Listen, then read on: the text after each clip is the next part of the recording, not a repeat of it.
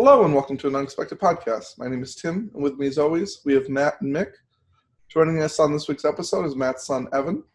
And Devin will be joining us a little bit later on the episode, but unfortunately Rainier couldn't be with us. On this week's episode, we're going to be going over the army of Barad-dûr. But before that, we have a list from Jasmine Tetley. So I'm going to move that over to Mick real quick. All right, so Jasmine is actually one of UK's top players. This year in 2020, she won the UK GT. So it's actually quite rare that we review lists of like very good, pretty much outstanding players. That's because most outstanding players know better than to ask us for advice, but apparently exactly. Jasmine doesn't. Yeah, so when looking at this list, we just thought, well, that looks really interesting. So Jasmine has 500 points, 4 long on horse, leading 13 Axemen of Lizarna, 2 Knights of Dol Amroth with lances and armored horses. And then the second warband is Hurin mounted, 10 Warriors of Middle Earth with shields, 10 Warriors of one Warrior of Middle Earth with banner and shield, 2 Knights of Middle Earth with shields, and 2 Guards of the Fountain Court. So already from the start, you can see that both Forlong and Hurin, they're both Heroes of Valor, and they can take 15 models each. So what Jasmine's done here is that she has filled up both warbands. So to start with, this is 32 models at 500 points, which is a very healthy number. And both Forlong and Hurin are quite strong at low points limits. They both have fight value 5. Hurin brings a heroic strike. They're both mounted. Hurin gets +1 to wound. Forlong is sitting there with strength 5. So there's already a pretty good combination of 2 strong heroes to start with, and as many models as it's actually possible to fill up. There's actually 6 cavalry models in this army, between the 2 Knights of Middle Earth, 2 Knights of Dol Amroth, and then 2 heroes mounted. So that's also quite solid. Normally, you would be able to see, let's say, 2 or 3 Knights in 500 points, but there's quite a lot of them here. This army benefits from both army bonuses, and the Axemen of Lizarna have fight value 4, and they get to reroll once to wound when they are within 6 inches of Forlong. So to me, this looks like it's a front line of Warriors of Middle Earth backed by the Fight 4 Axemen who reroll to wound. There's a banner in there. And then there's Hurin and Forlong to make holes in your opponent's lines. And then Knights all the Knights get +1 to wound on charge. So yeah, I really like this list. It's quite strong. Obviously, there are no bows here. So I think Jasmine is going to be playing very offensively. At the moment, I'm not sure about any major changes, so I'll just pass it over to Matt and Evan. So I guess, yeah, I mean, I think everything you said is true. There is no March in this list, which means this could have problems at 500 points against a Rangers list. It does have fairly high defense across the board, so it's going to be hard to wound. And I guess that's the strategy is, we're just going to walk through the bowfire and assume he's not going to roll that many 6s on the way in, because everything here is going to be either defense 7 if it's in shield wall or defense 6. There's another problem here in that there's a grand total of 2 will in the entire army.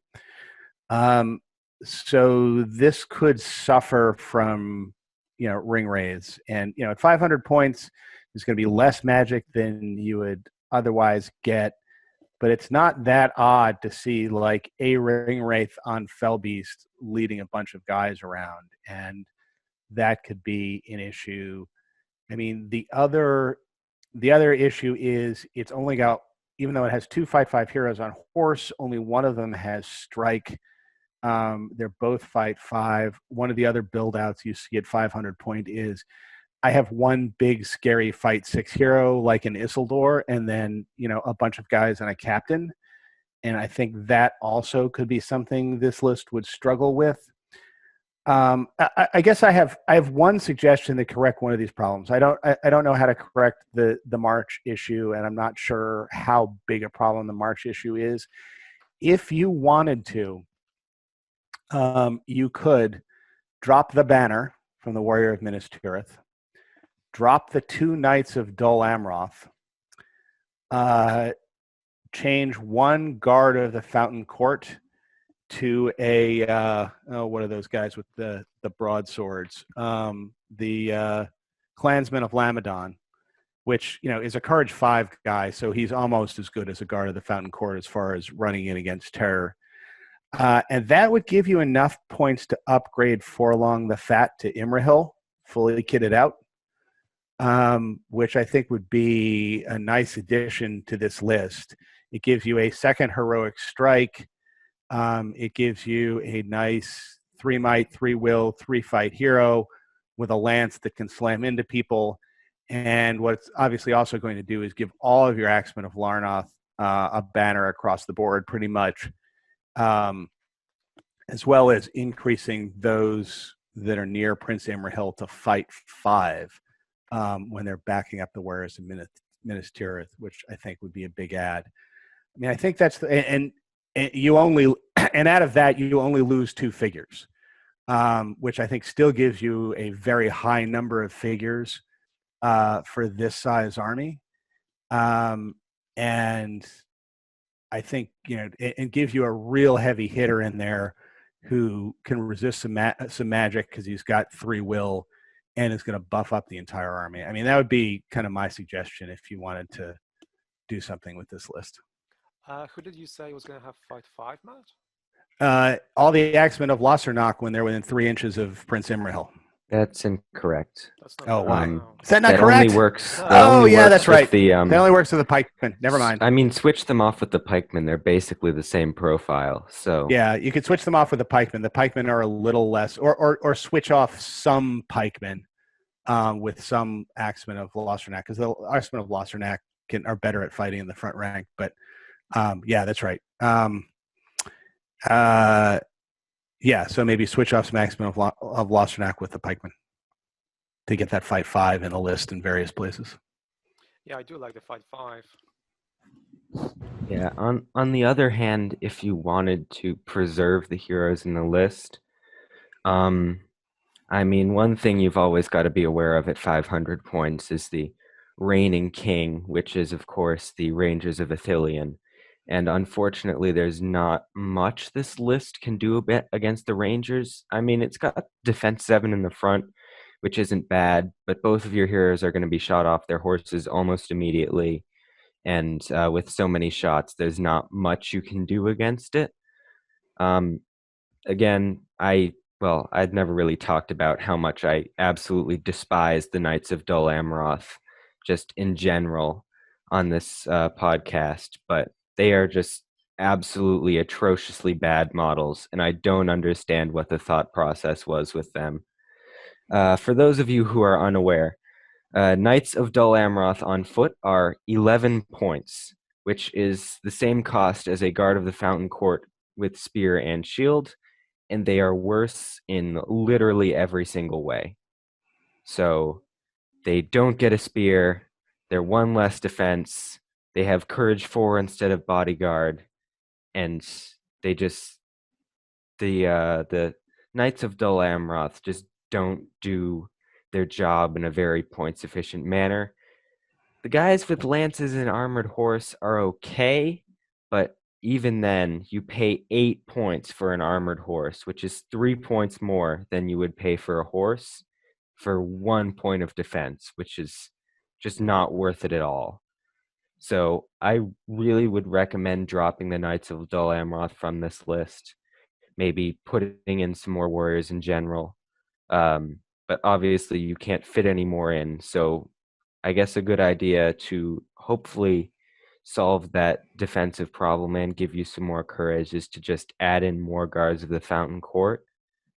And then I'm not sure this list needs more courage. It's got +1 courage on all the Gondor, and it has a war horn because Forlong's got one. Yeah. I mean, I will also say isn't courage.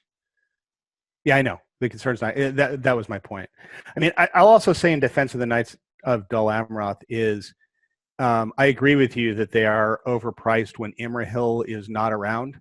When Imrahil is around, I think they are worth the price for a few of them because they do get, they are auto-bannered. So they're always going to get that extra die. And when they're within 3 inches of Imrahil, they go up to fight 5. And I think in that context, they are worth the points if you're buying the prince. If you're not buying the prince, I think you're right about that.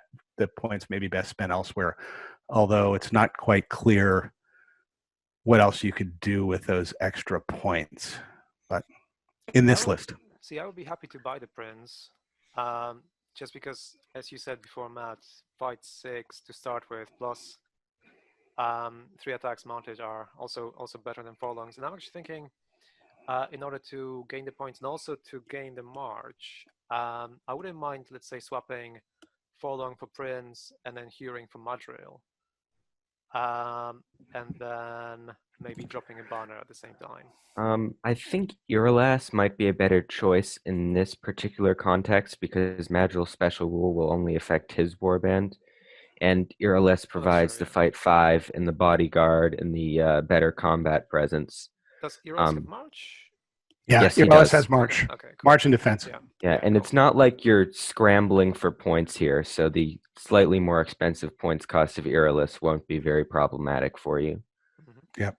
I think another thing that's kind of cool though about the list that she's made is where, because of Forlong being in the list and the Warriors of Middle-earth being fight 3, is because of Forlong the back rank rerolls 1s to wound, and then more than likely you'll faint in the front, or I'm sorry, stab in the front, and so then you're getting rerolling to 1 on both fronts. So then when you win a fight, your front line and back line are both rerolling 1. So it's a cool little thing she thought of there.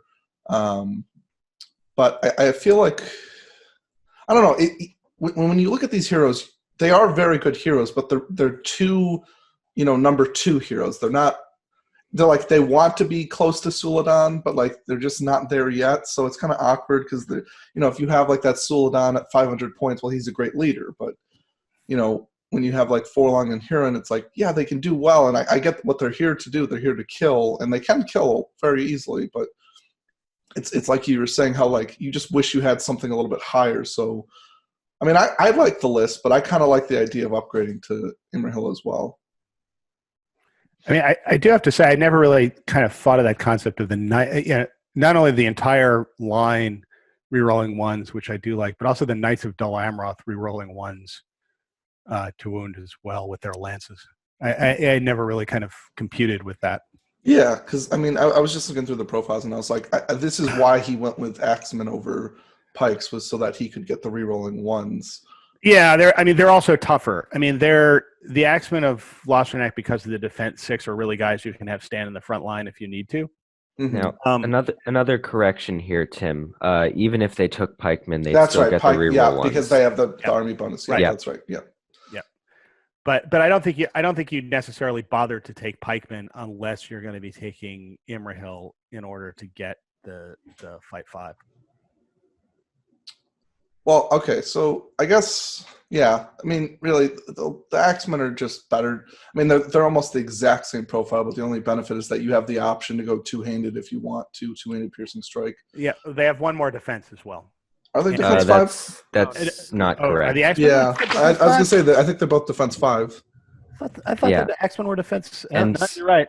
And I don't want to screw up on this. I don't want to downplay the pikemen at all, because having the ability to pike support is incredibly useful. Yeah. And I think sometimes even more than the ability to go two-handed, because being able to go very heavy into one area and shield in another area, or just if one of your heroes gets dismounted, throw 2 pikemen behind your heroes and watch them carve through everything, is incredibly useful. And even without the +1 fight value from Imrahil, they're very good value for what you're paying for. Just making sure I'm understanding. You keep saying the word pike, but I'm not seeing men-at-arms in here. Yeah, we're talking about replacing some. You're talking about replacing. Yeah, replacing. Yeah. So would you guys consider replacing the Axemen for the men-at-arms, seeing as how they pretty much do the exact same thing except for two-handed piercing strike? but then they give the benefit of, in this specific list, if you kept 4 long, would you rather have man-at-arms? See, I wouldn't replace all of them. I would replace maybe like 2/3 and still keep 4 or 5 axemen, just because of the 200 axes that might be useful.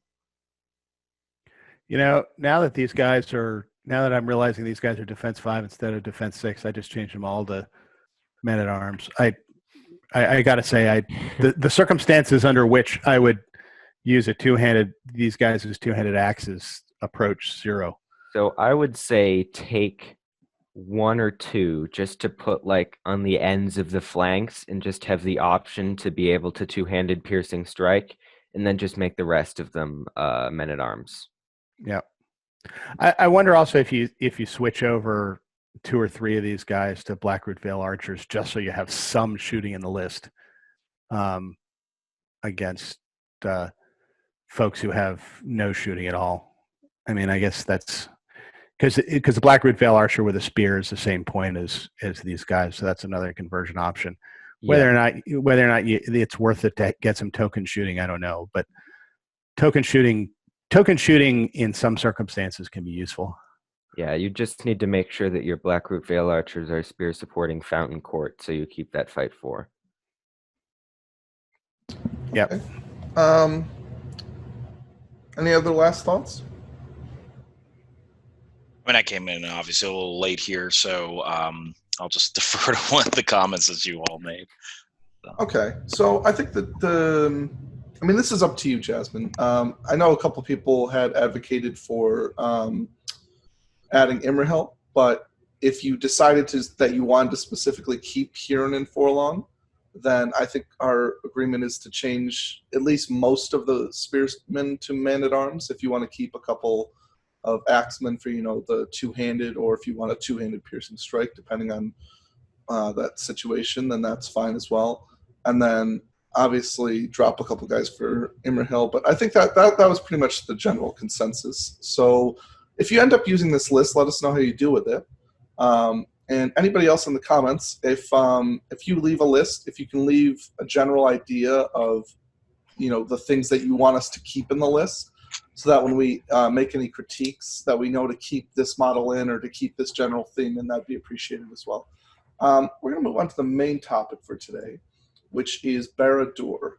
I'm very excited because my favorite from the movies, from the books, is Sauron, my favorite character. So this is going to be really fun for me.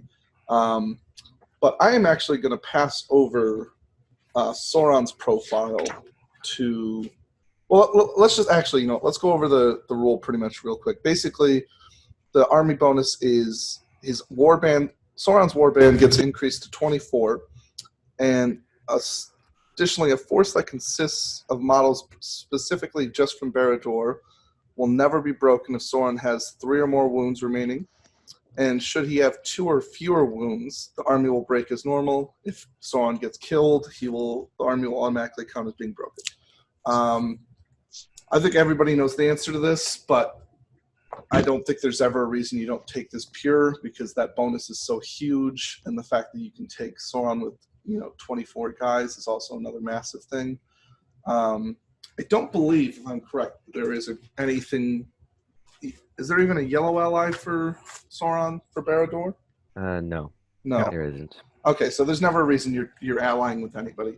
But actually, is there anything you guys want to discuss about the army bonus besides that? I think it's pretty cut and dry, personally. Is there any figure in this army other than Sauron that is not in the Mordor list? No. There's no reason to ally at all. If you're going to ally, then you might as well take Mordor. Yeah, so if you're not taking Sauron, you're taking a Mordor list. If you're taking Sauron, you're taking this list. So I think that the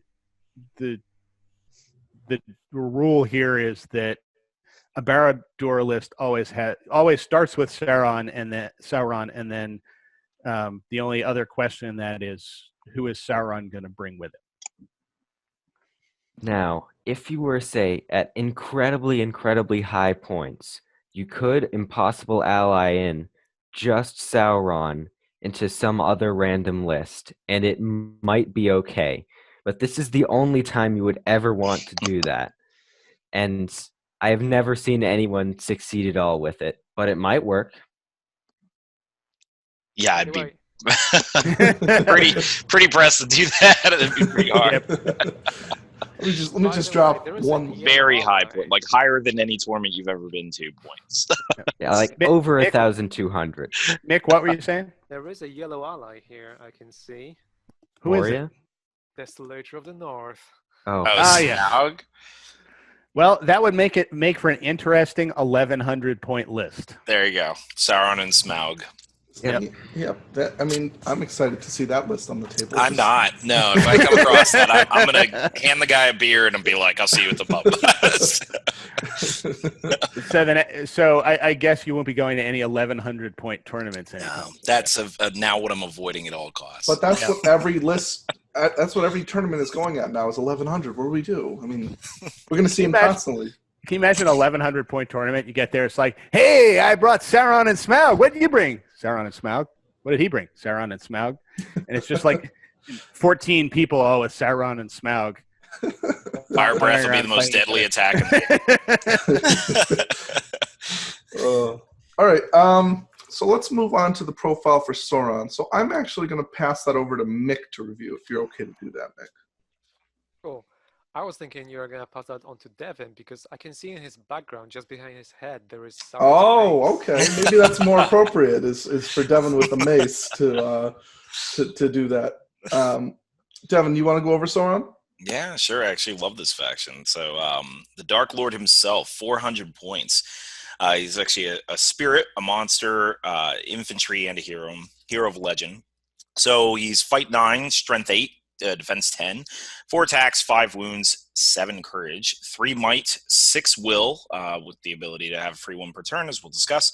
And then the fate is an asterisk, effectively 0.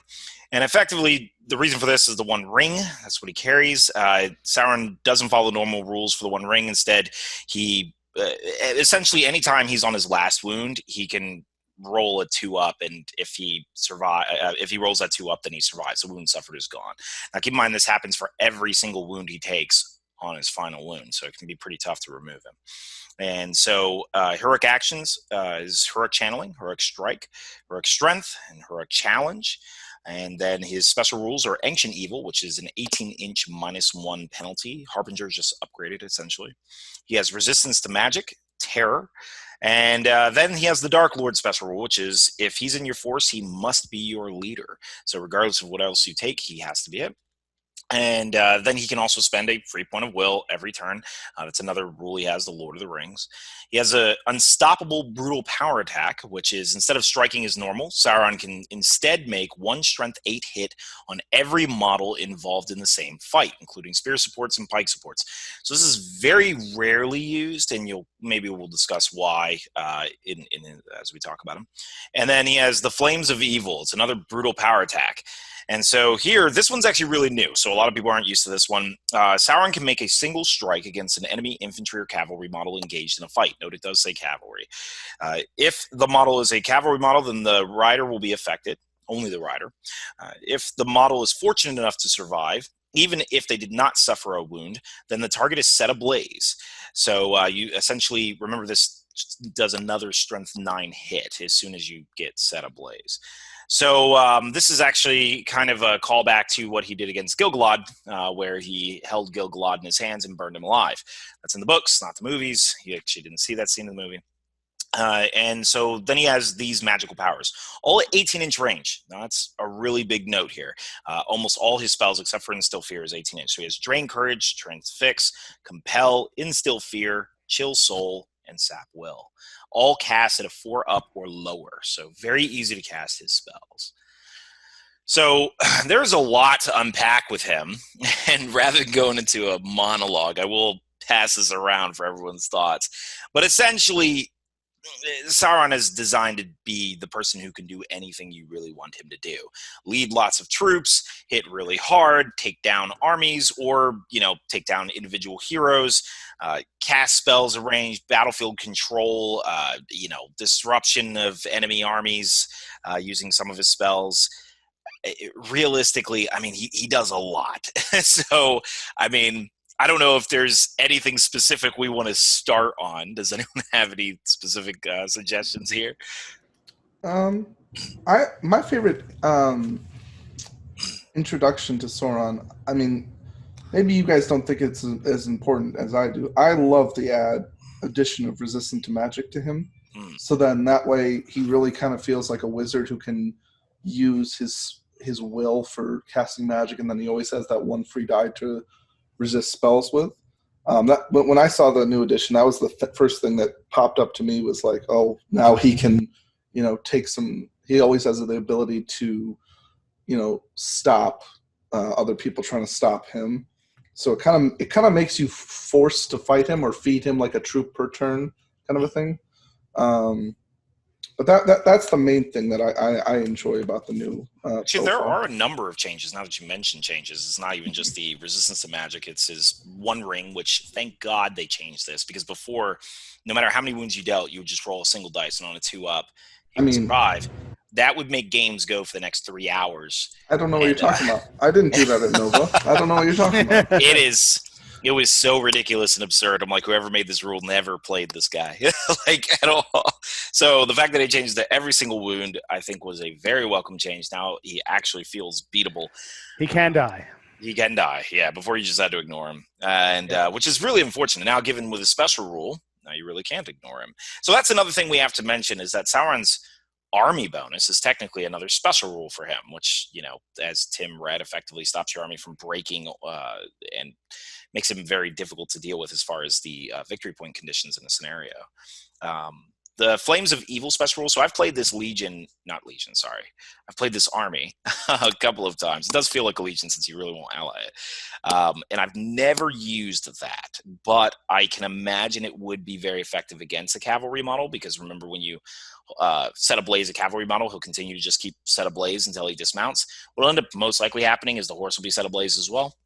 And then when is it more effective than just doing 4 strength 8 hits? Honestly, very rarely. So hurling the model, get him off the cavalry models can be more effective. The only case I've ever seen is really Azog. Is the only time where maybe, because when you hurl him, the White Warg stays around and all that, and doing 4 strength 8 strikes is probably just going to kill Azog most likely. So even then, I think it's extremely rare. I mean, unless I knew it was going to take 2 turns to kill this model, and I knew that, setting them ablaze would put them out of commission for a turn, and so they're going to stop, drop, and roll. But actually, now that I'm thinking about it, I'm wondering if the time that you use this is against somebody that has rerollable fate. So that he can probably take 4 strength 8 hits and survive. Like Horse Lord? Anyone with Horse Lord? Like Gandalf. He's talking about Gandalf. Gandalf or Elrond, or I guess to a lesser extent, Galadriel. Yeah, you definitely wouldn't use it against Gil-galad when we did it in the film books. But you just kill him. Right. But other than that, yeah, the rerollable fate guys, I mean, if the goal is, if they're on the horse, if they're on Shadowfax, hurling Gandalf does nothing. And in fact, puts Gandalf back in a position. No. Gandalf's like, please hurl me. Get me the hell away from you. So, to answer Evan's question on that one, that'd be one reason you would not hurl. I kind of like the idea if someone called a heroic defense, if you did this, because... Yeah, that's a good idea. Yeah, okay. That's a good point. That's another one. Because then, I mean, you're not going to really do them any damage anyway. You might as well set them on fire. Yeah, and the set of Blaze Strike 9 hit doesn't care about the heroic defense. Yeah. So, I think that's the answer, actually, is if somebody's calling a heroic defense. I suppose if Galadriel's mirror's around, you might consider it. No, I don't think so, because you could always fade off the set of Blaze. Yeah, that's true. But I think Tim's answer is the correct one. It's if somebody calls heroic defense against you, you set them ablaze, and then it becomes a problem for them next turn. Blaze somehow better against Ents as well, in case you were fighting tree bears? It's actually you would just not. kill him. Just murder the tree. I mean, the Ents are no more vulnerable to being set ablaze than anybody else is. Tropes to the contrary. Wait, I could have swore they had a rule that I seem to be recalling a rule like that. Yeah, there was a rule where they're actually more vulnerable to fire. I thought I had looked this up and couldn't find it, but here you guys continue to chat about Sauron, and I'm gonna look this up. I got Okay. So, I mean, I guess Flames of Evil also rarely used. I did allude to Unstoppable being rarely used. I think Unstoppable is more of a deterrent than an actual ability you're going to use a lot. Because what ends up happening is people don't want to stack up a bunch of pikes and such all over Sauron. So they just don't. Because the special rule exists, but because of that, you never end up actually using it. Generally, heroes are going to go up against Sauron, which is great for you because they always have to heroic strike just to hope to match you. So I don't know. Have you guys ever seen the Unstoppable rule used very often? I almost never use it. I have used it when somebody. I mean, I think you're right that the primary use is to prevent like one guy going in and then having two pikemen support it, or two guys going in and having four pikemen support him, or something like that, so that Sauron can actually do something more than just kill the one guy that he's fighting. Yeah. I mean, I used it once where somebody like did that to me, but he didn't do it twice.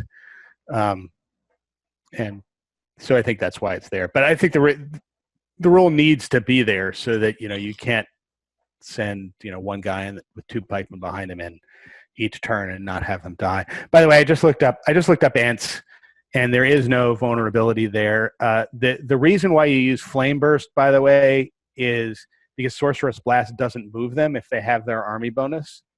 So there's very little reason not to just use Flame Burst. And I guess there's no flame. I don't know. I guess they're very resilient trees. Not that I saw. I mean, there may be, unless there's something buried in. Maybe there's something on what's his name, Beachbone or Quickbeam. Maybe it's them because one of them was set ablaze in the films. Yeah, I know one of them was, but I don't think. I don't think it was okay. Yeah, Did you Flame. check the I don't think there's set a rule. ablaze special rule, or just the Ents profile? Because I think it would be in the set ablaze special no, rule. I just checked the special rule too, and it doesn't say anything though. Yeah. Okay, then it's all in our heads. Those of you out there.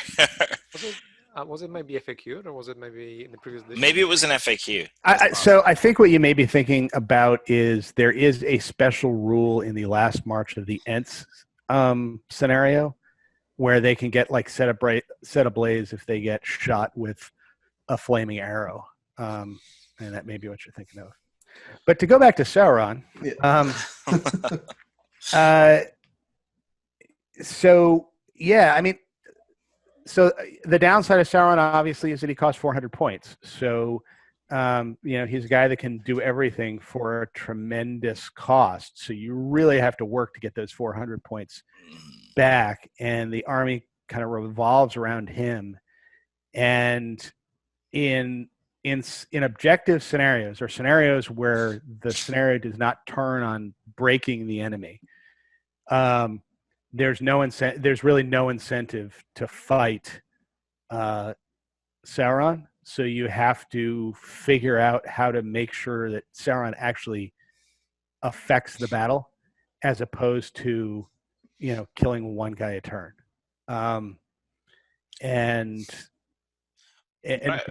Figuring out how to play Sauron in that way is not as easy as you might think.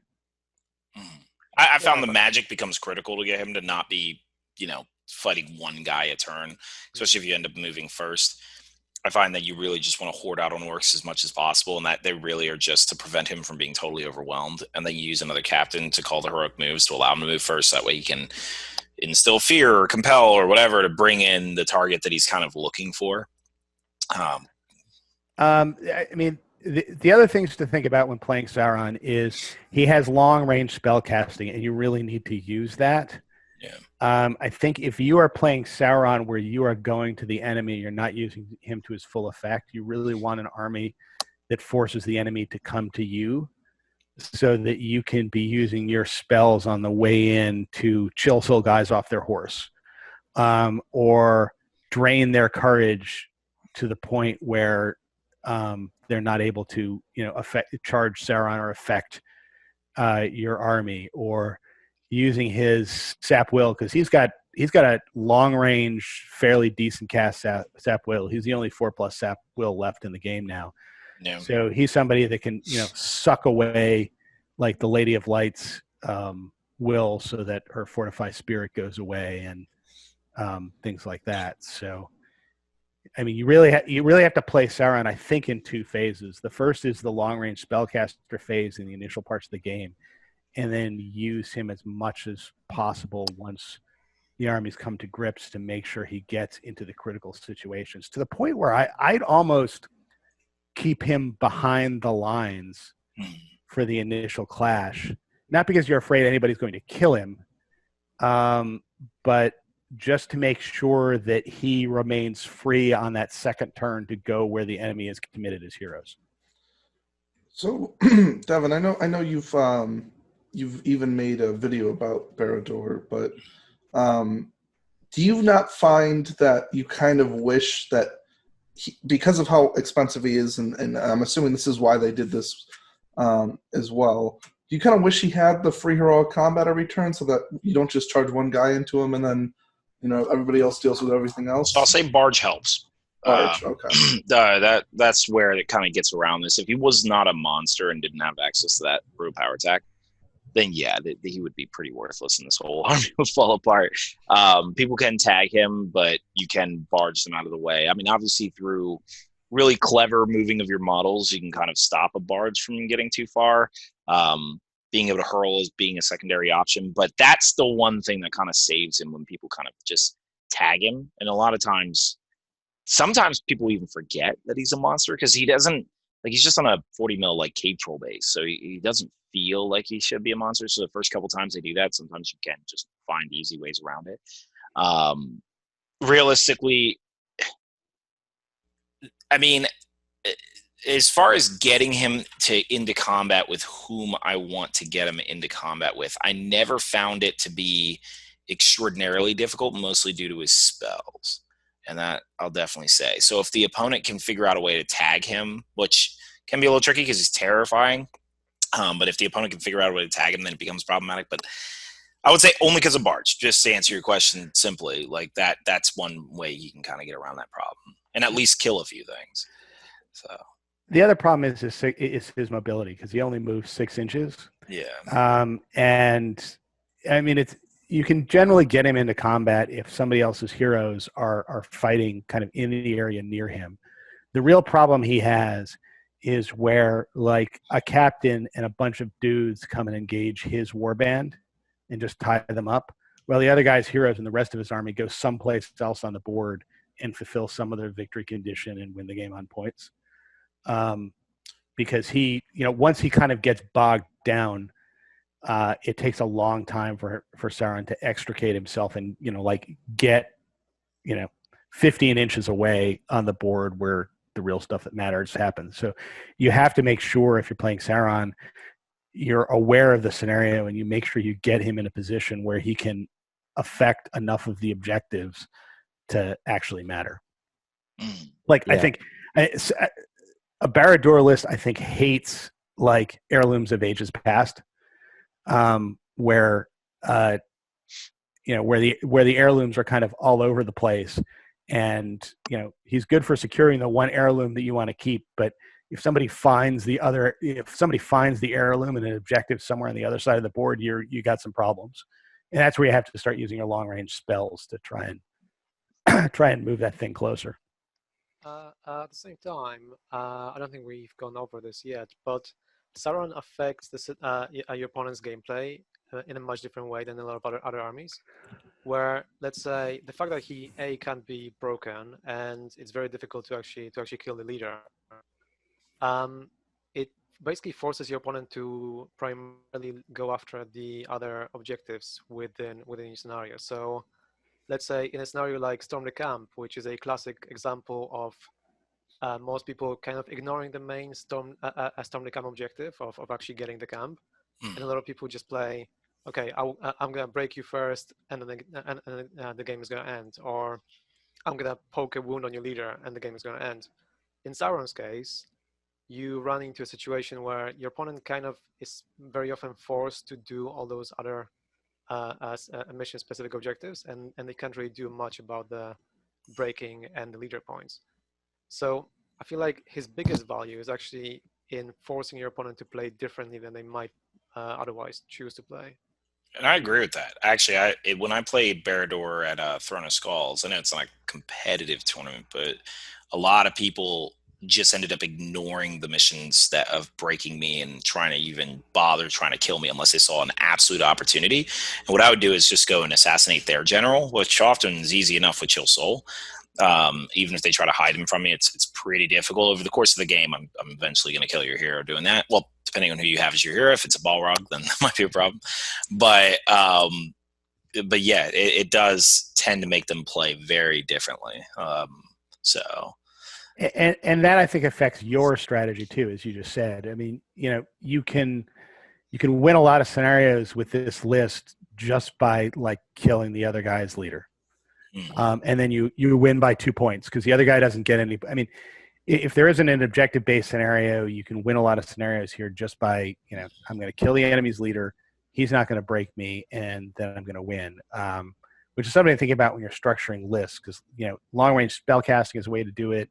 Siege engines are another way to do it, where you can, reach out and kill the enemy's leader, especially with his long-range compels to kind of compel leader away from anybody else within 3 inches of him, and then you drop a rock on his head. So I will say fitting a catapult into this list is very hard. So I think at higher points you start fitting in more like the Witch King or something else big. But like I actually had minor interesting success with Siege Bow. As that's going to be a weird statement, but people forget about the Siege Bow because it just doesn't hit anything ever. And then because like the Devin one hit time. once in his life. So now it's been minor success. It's extremely minor, but like as weird as it sounds, it like the one time it does hit, it always made an impact. It was like one time a game. I would just keep firing at Dane just the whole game. Just like I'm like, that's my only target. I'm gonna keep firing at him. And it's just like one time it hits. But I don't know, a catapult being 160 points is really difficult to fit with Sauron in the list. yeah, but it can be done. Yeah, it certainly can. I mean, Yeah, at 1100, you can definitely do it. There's a lot of interesting. When you do it, there's a lot of interesting reaction or interesting things you can do with Sauron if you can fit it in. Sauron continuously draining somebody's courage, and then you drop a severed head on them, and Aragorn goes and runs away. Which is kind of an embarrassing way to lose Aragorn. But yeah, I actually played against a Catapult and Sauron last year in an 800-point tournament. I was playing against Harry Parkhill, and I had Gandalf the White with Minas Tirith, and it was essentially I had my Blinding Light. He had his Catapult. He had his Sauron. I was trying to transfix him, and it was just a game where Gandalf and Sauron were just like staring at each other from far away. And in the meantime, my entire objective was, how do I take out this catapult before it ruins me? all right, so maybe we continue to discuss Sauron in the context of other things, since he is the centerpiece of this list. Just one more thing is, obviously you look at his stats and you go, wow, they're incredible, but you need to keep in mind that he is 400 points. So getting only 3 might points for a cost of 400 points really doesn't go that well. So for the rest of the army, what you probably want to focus on is just getting as many might points in there as possible, because 3 might points for 400 points isn't it. And you definitely should never call a heroic move with this guy. No. If you're doing that, you are screwing up. Yeah. Now, also, if being forced to call heroic strikes is also not very good, because you only get 1 fight value, and you probably mess something up. Unless you're dealing with like Aragorn, who has Andoril or something, I just let him call it. I'm just like, whatever. And you go ahead and strike at my defense 10. Right. So a lot of times I won't even call that. My might, I think the only time I ever really used it was to make that final kill or something. But like, or if I knew for a fact winning this fight would slaughter this hero, like, because he's trapped and all of that, he heroic struck, roll a 5 high, and didn't have any of my might left. What remind me, because I know they changed it. What change did they make to channel Chill Soul? His D3 wounds now. Nuke. Oh, so it's no longer the area of effect. He used to have a blast radius. Yeah. Oh, I missed that so much. It's almost never worth casting, mostly because the 1/3 chance you end up rolling the exact same effect as not channeling it is so disheartening. And I've gone for it. I've gone for the Hail Mary, and when you do roll that 1 or 2, it's just like, all right. It's enticing because if you roll a 5 or 6, I get it. Like, you can auto kill something. But It's a last turn of the game play. yeah, it's like you've got nothing left. Right. Wait, wasn't Chilsol in this edition something like +6 inch range? And that was it for. Oh yeah, it's the Oh, +6 yeah, inch that's range. right. It's Oh 93. yeah, that's right. Oh, it's even worse. It's like Yeah. the worst channeled thing. Yeah, It's like never- they didn't even know what to do with it. Never use this. Never ever use this I miss the unless old you blast effect. really, Yeah. really need to chill soul somebody on an objective from 24 inches, 4 inches away. away. Yeah. I mean, Then it's even more than that because he can maybe move use 6 this. inches. So it's got So to be 30 inches. He's got to be 30 inches away for you. And keep on a game is a board is only 48 inches. There's Yeah, never a reason. Don't do So, this. again, last turn of the board, enemy's general is in the back corner on the other side of the board from Sauron, and you need to get 1 point for wounding him. That's the scenario. Yeah. Okay. We'll move on to the next profile, which I'm actually interested to see what you guys think about him in this list, is the Witch King. So I will move that over to Mick, because he was so gracious to give up Sauron. Yeah, Mick's Oh. gone. We've Yeah, lost Mick. Mick has been His flipping in Wi-Fi's and been out. dropping in and out. Yeah. Yeah. Okay. So I was lying. I was just trying to make a joke. Oh Mick's wait, he's coming back. But I mean, Oh. we did talk about the Witch King in the context of Angmar. So I don't think we need to spend. So you don't need to go over his lit. Yeah, we don't need to go over his stats. So let's say, more than likely you're taking this army at 700 plus. How would you fit the Witch King in at that many points plus? So let's say 700 to 800 or 1,000. Are you fitting the Witch King in at those points level?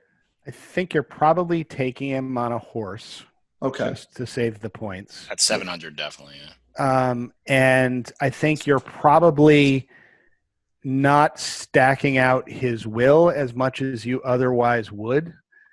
And you're never casting a spell with more than 1 will. And because the Witch King in this list goes from the big baddie that he was. He was the bully in the Angmar list, and here he's the bully's little friend. And he needs to have the role of the bully's little friend here, which is, I'm a guy with heroic strike, 3 might, that can, kill, that can be a secondary threat to Sauron and kill some figures each turn when I need to.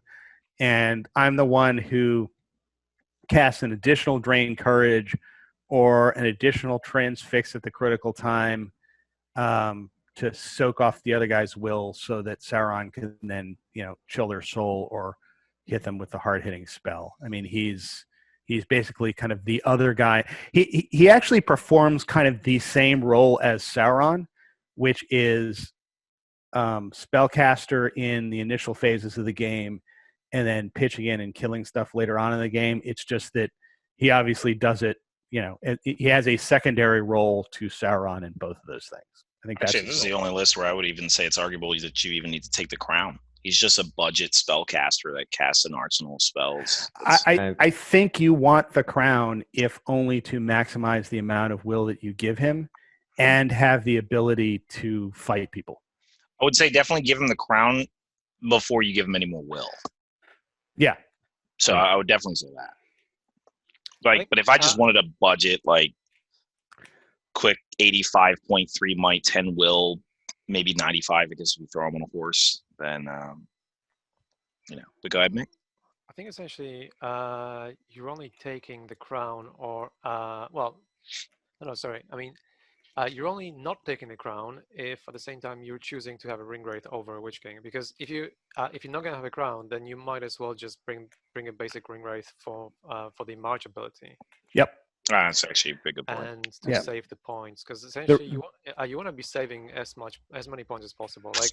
Every single orc in his army is gonna count. Yeah, I mean the reason you take the Witch King over the ring wraith is because he can strike, and if he's going to strike, that means you're going to fight, and if he's going to fight, you want the 3 attacks. Fair enough, I agree with that. Plus, the third might in an army where Sauron's not really using his might for anything else besides himself. I mean, the ability to have an extra move or whatever you need his might for, that third might is huge in this army as well.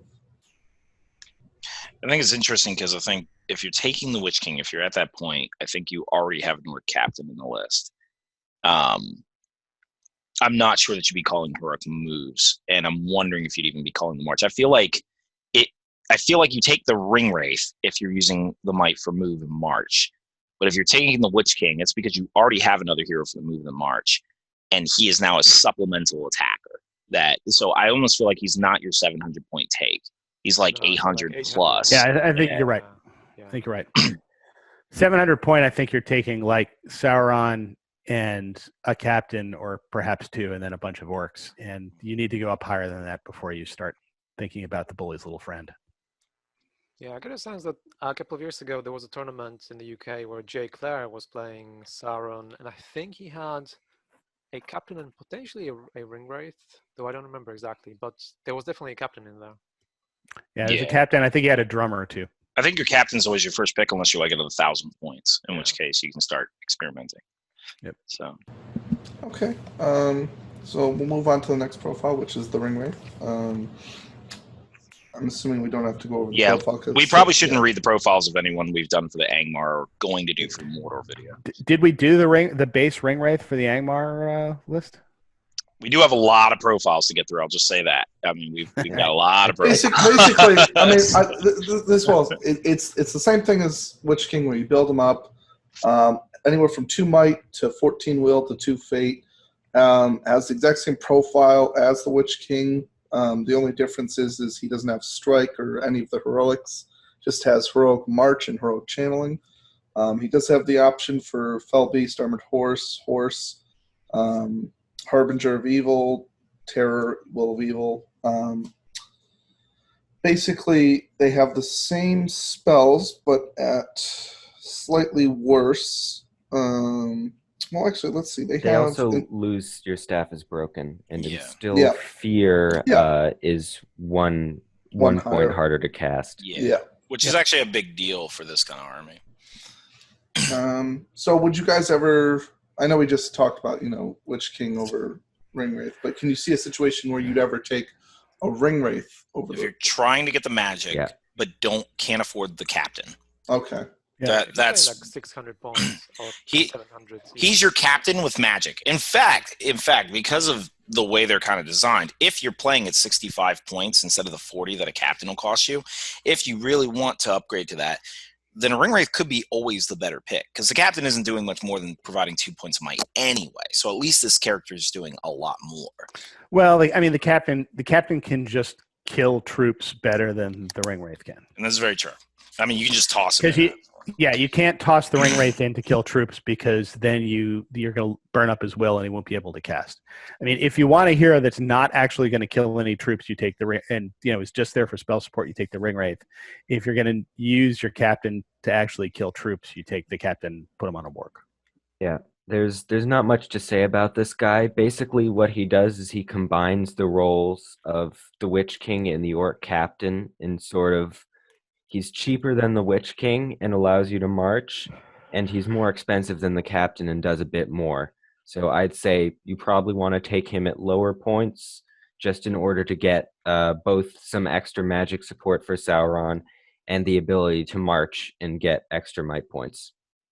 Yeah, I think you just have to accept that when you take him, Sauron is still going to be your only killer. And you might supplement that with harder hitting troops rather than orcs, which we'll go into later on, because Barad-dûr does have a lot of options for that. Yep. Okay. We'll move on to the next profile. Evan, if you want to cover Shelob.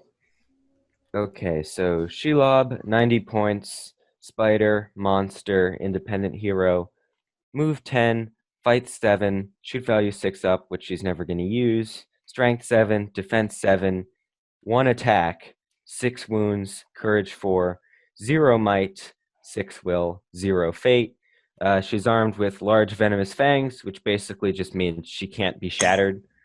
And her special rules are monstrous charge, survival instinct, swift movement, terror, and venom. And then she's also got caught in a web, which is instead of striking as normal, Shelob can instead opt to direct a single strike at one model involved in the fight. This model may not be a monster. The chosen model suffers 1 strength 7 hit If the model is wounded and the wound is not prevented by fate, the model is treated as being under the effect of the paralyzed magical power. And finally, she has Lone Hunter, which basically means she can't use her independent hero status to be allowed and to be taken as part of another model's warband. She has to be on her own. Which style? Anyways, so obviously the first thing everybody sees when they look at this profile is she's got one attack. And that can be quite problematic, though remember she does have monstrous charge. And while 2 attacks is not great, especially for a 90-point model, it's not awful. Some other stuff you need to be aware of: 0 might, 0 fate.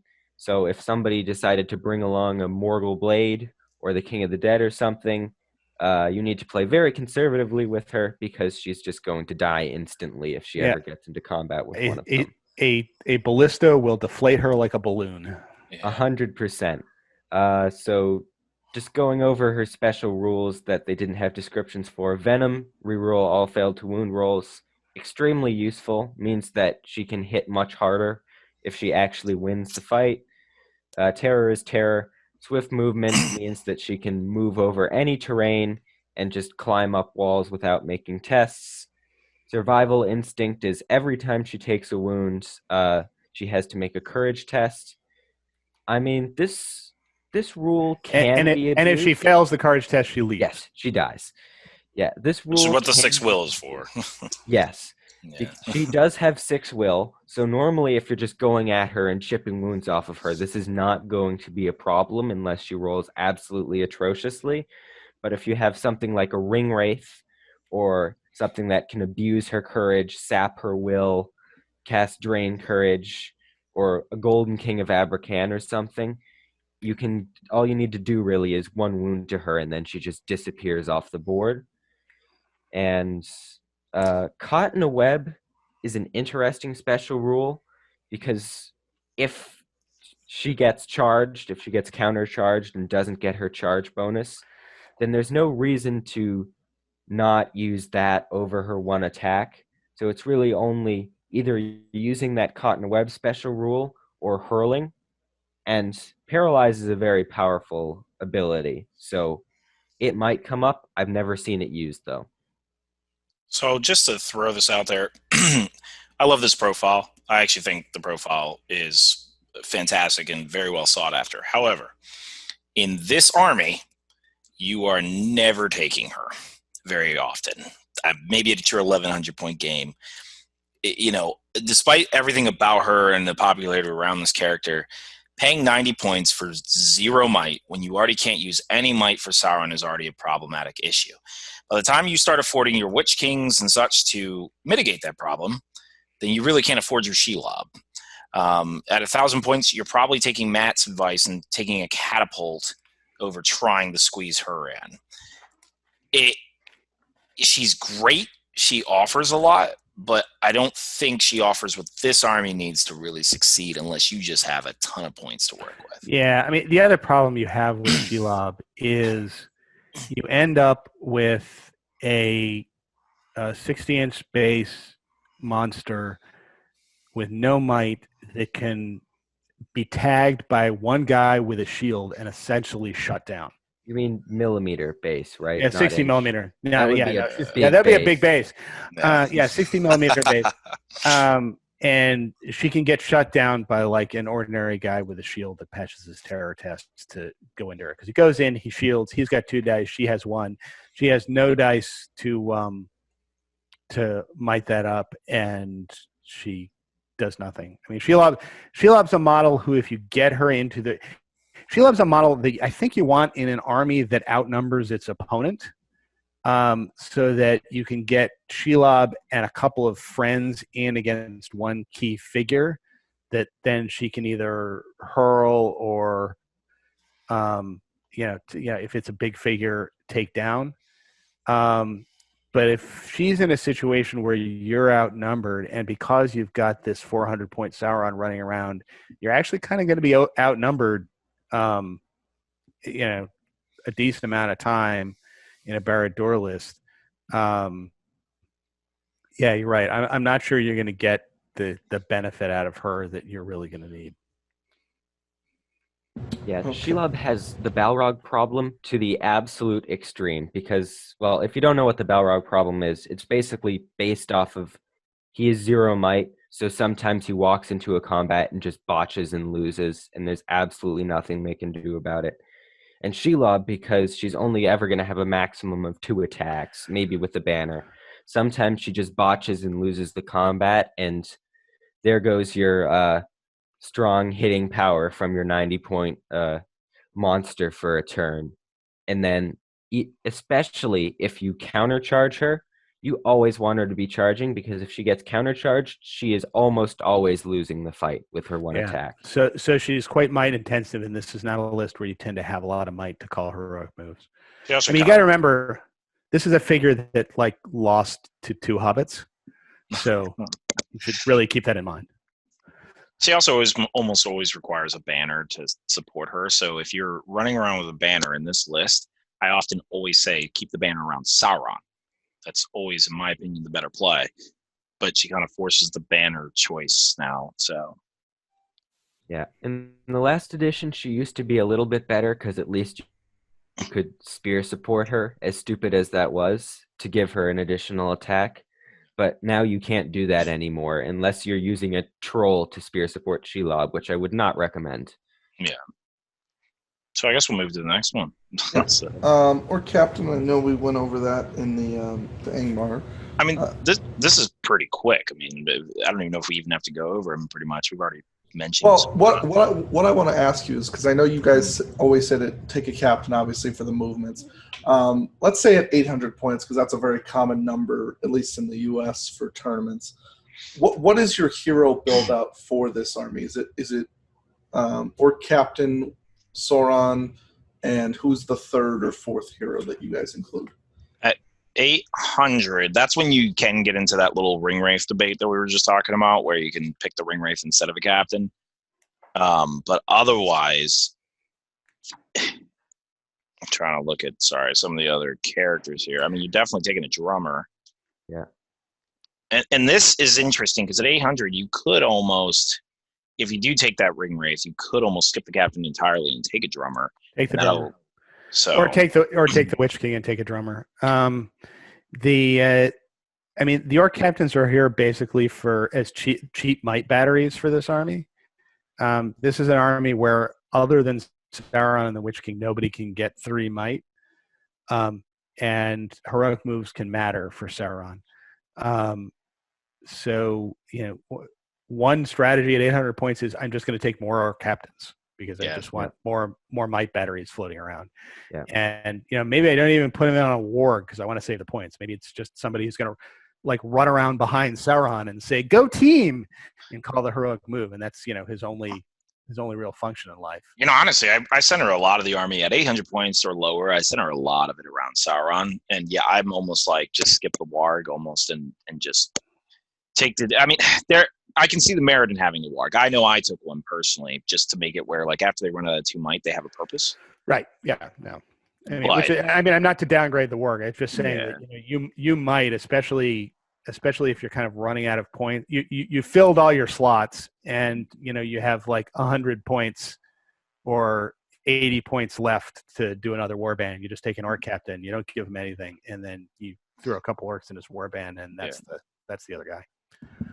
Yeah, the Orc Captain is very interesting because in the Mordor list, it's basically useless because there are so many other of those named Orc Captains that you can use that are just better profile-wise. Like, it's very rare that you would take an Orc Captain in Mordor over something like Guritz.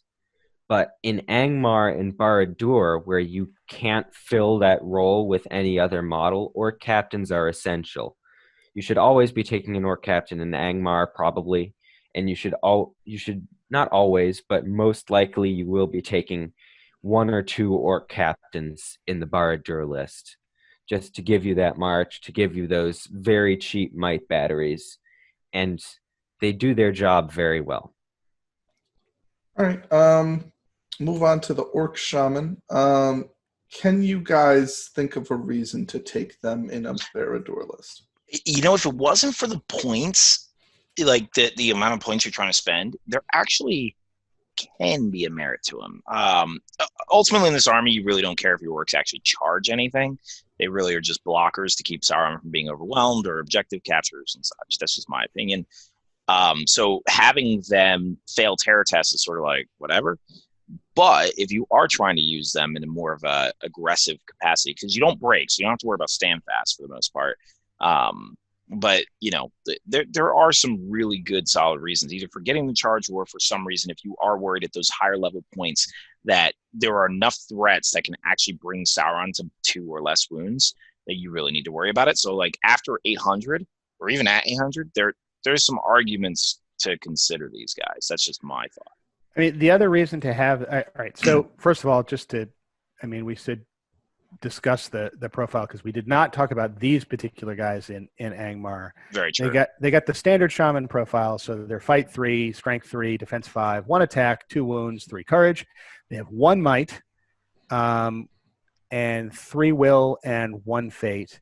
They have heavy armor, dagger, and spear, so they can support people from the second rank. The only heroic action they have a channeling. You can get a warg for them, which is an interesting option. Sometimes it just makes them a bigger target, but can be useful to get them where you want. And the reason you take these guys is the Fury spell, which the Angmar Shaman did not have. Range of 6 inches. You cast it on a 3+. It basically allows Mordor orcs within 6 inches to auto-pass courage tests, which is something they tend not to do otherwise. And you can channel it and give them a 6-up Fury, or 6-up, basically, essentially a 6-up fate. They get a Fury save for every wound that they take. So channeling is something, especially in this list, I don't think you're ever going to do, because you don't really care that much about your orcs dying in the first place. And secondly, you generally have a better use for that 1 might that the orc shaman's carrying around. The other reason to have Fury in this list is if you're in a high terror environment, oftentimes you need to tag people to get their zones of control to go away in order to get Sauron where you need him to be. And that is one problem that you have. If you cannot rely on your orcs to go in and say, tag that Black Numenorian the other guy's got to open up the zone of control so that you can get Sauron into the other guy's hero sometimes.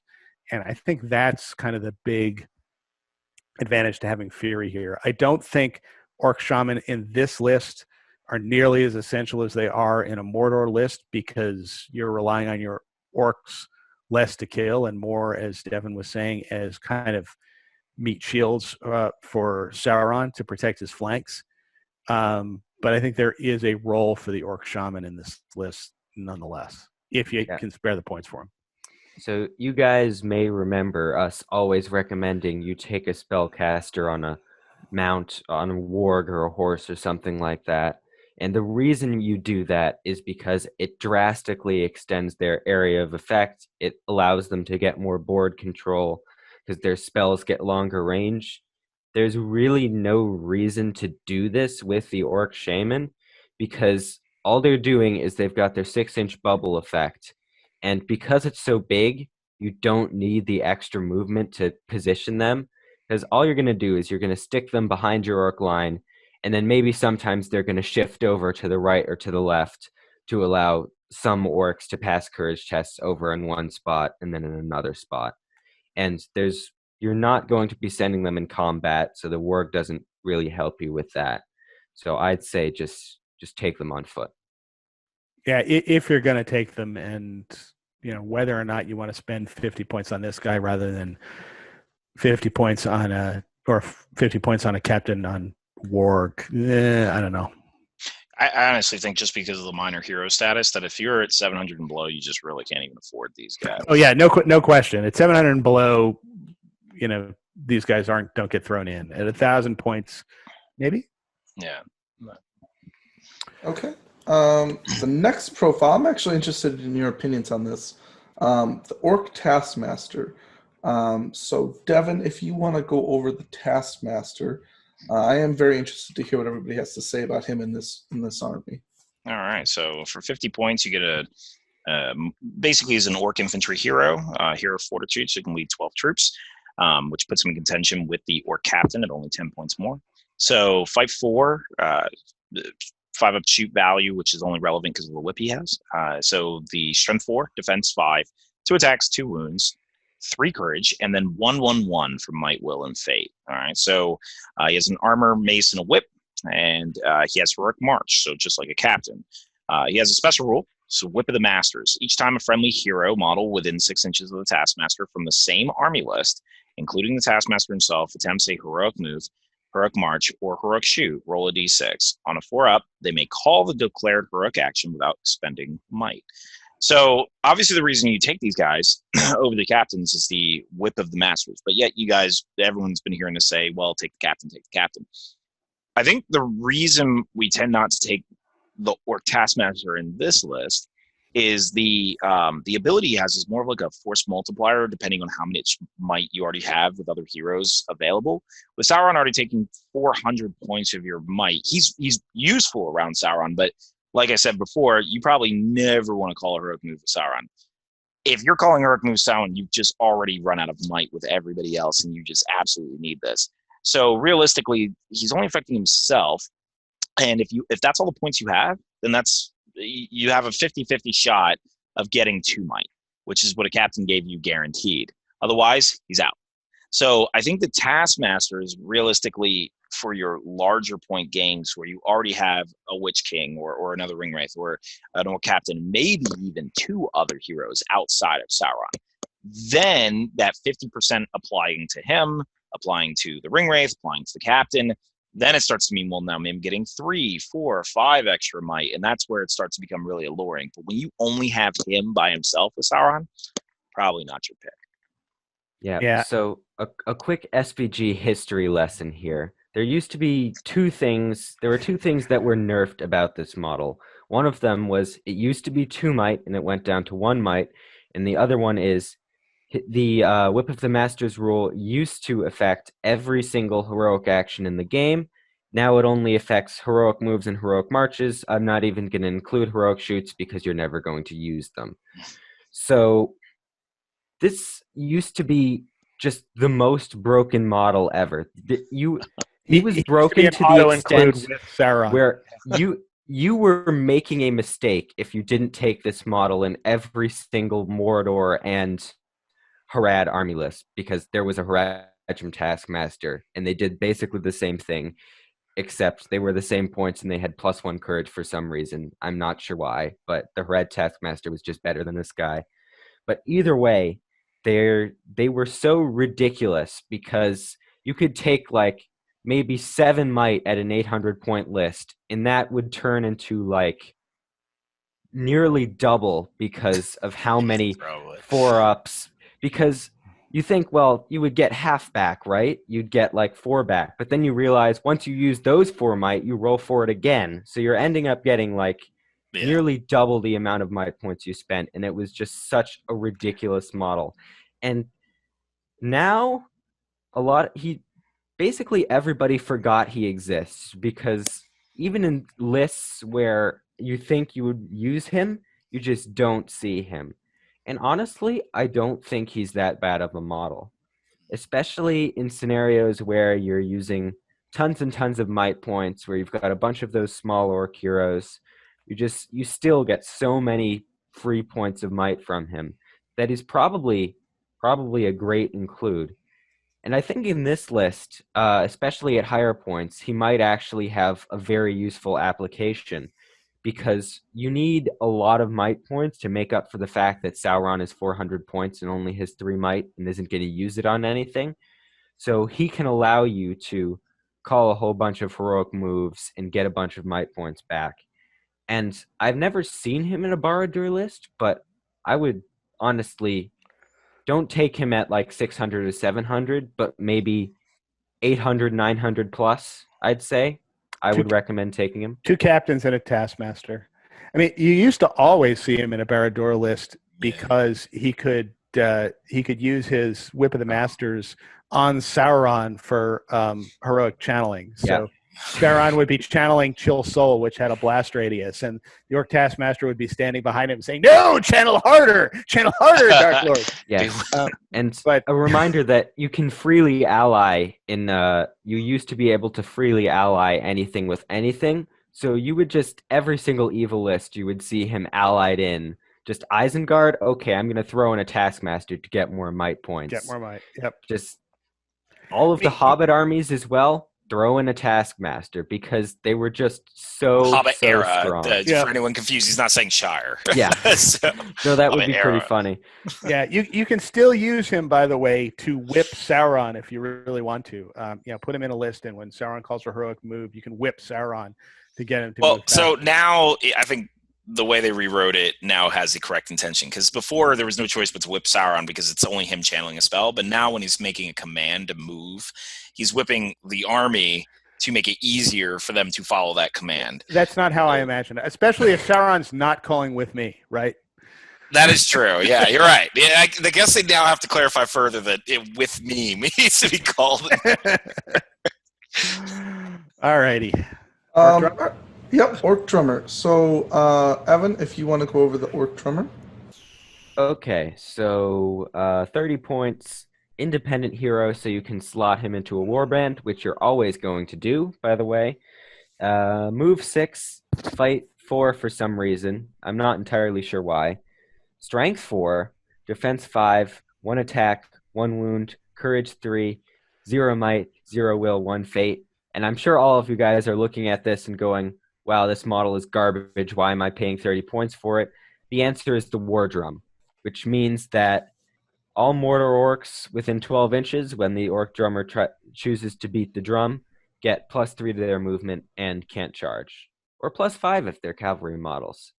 And this is a great effect just because it allows your army to just move faster, and you don't need heroic march as much if you have the War Drum.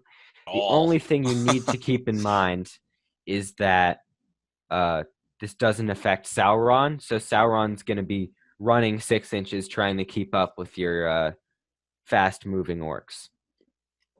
Honestly, there's a couple other little interesting tricks about this. One, to note for anyone who's never used a War Drum, this thing affects 12 inches, not the standard 6. So in larger Barad-dûr armies, he's essentially the only way I would do a heroic march, because he just is much larger. Unless you were trying to speed Sauron up, or unless you have brought trolls and Morgul Knights, because as Evan said, doesn't affect Sauron, doesn't affect any of them either. The other thing that's interesting about it is they don't have to stay within the 12-inch bubble. So this can be an interesting tactic, like last turn of Fog of War, where you need to get all the objectives. You can just throw everyone in random directions to try to get it.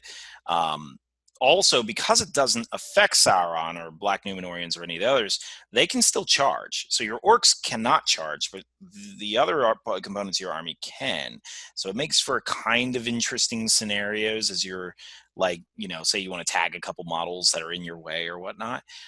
So there's a lot of unique elements to a War Drum. And then the last one is the fact that it does stack with a heroic march. So you can actually call a march and a drum at the same time and move 6 inches faster, which is absurd. So I don't even know why they kept that in, to be honest. Okay. Move on to very good profile, but I think will not get included in most forces because of the cost of it, is the Black Numenorian Marshal. So Matt, if you want to go over that. Okay, so the Black Numenorian Marshal is he's basically the captain for the Black Numenorians. He's move 6, fight 5, strength 4, defense 7, 2 attacks, 2 wounds, courage 5, and then a standard captain's 2 might, 1 will, 1 fate. He has heavy armor, sword, and shield. His heroic action is heroic march. You can buy him. You can turn him basically into the Morgul Knight leader. You can give him an armored horse, give him a lance. You can give him a 2-handed weapon for 5 points in replacing his shield. Never, ever do that. And the special rule that he gets is terror. And I think he is actually a useful profile. And I think he is a useful profile in this list because with fight 5 and a lance and a horse, he is actually a hitter. He doesn't have strike. But if you want somebody who has some punch in this list and you can't afford the Witch King, I think this is the next guy to get. And because he's he can do a lot more damage than a captain on Warg, and he costs a lot less than the Witch King. So I think that's his role in this list. Is there's a certain point value here where you have enough points to get a second hitter other than Sauron, but you don't have enough points to get the Witch King. And I think this is probably the guy you want to get at that points threshold. So I find it an interesting assessment. He's 85 points. If you kit him out, Witch King's going to be 70 base. So I guess to get to 85, you'd have maybe like 2 points a might or something like that. So with the Heroic March, I can definitely see like he's kind of like almost your upgraded captain in a sense. But like I guess comparing him to the Witch King, they almost serve far different roles here. Because I'm like, if you buy him, then you're probably foregoing a captain, or would you not forego the captain? Is this like after? No, I mean,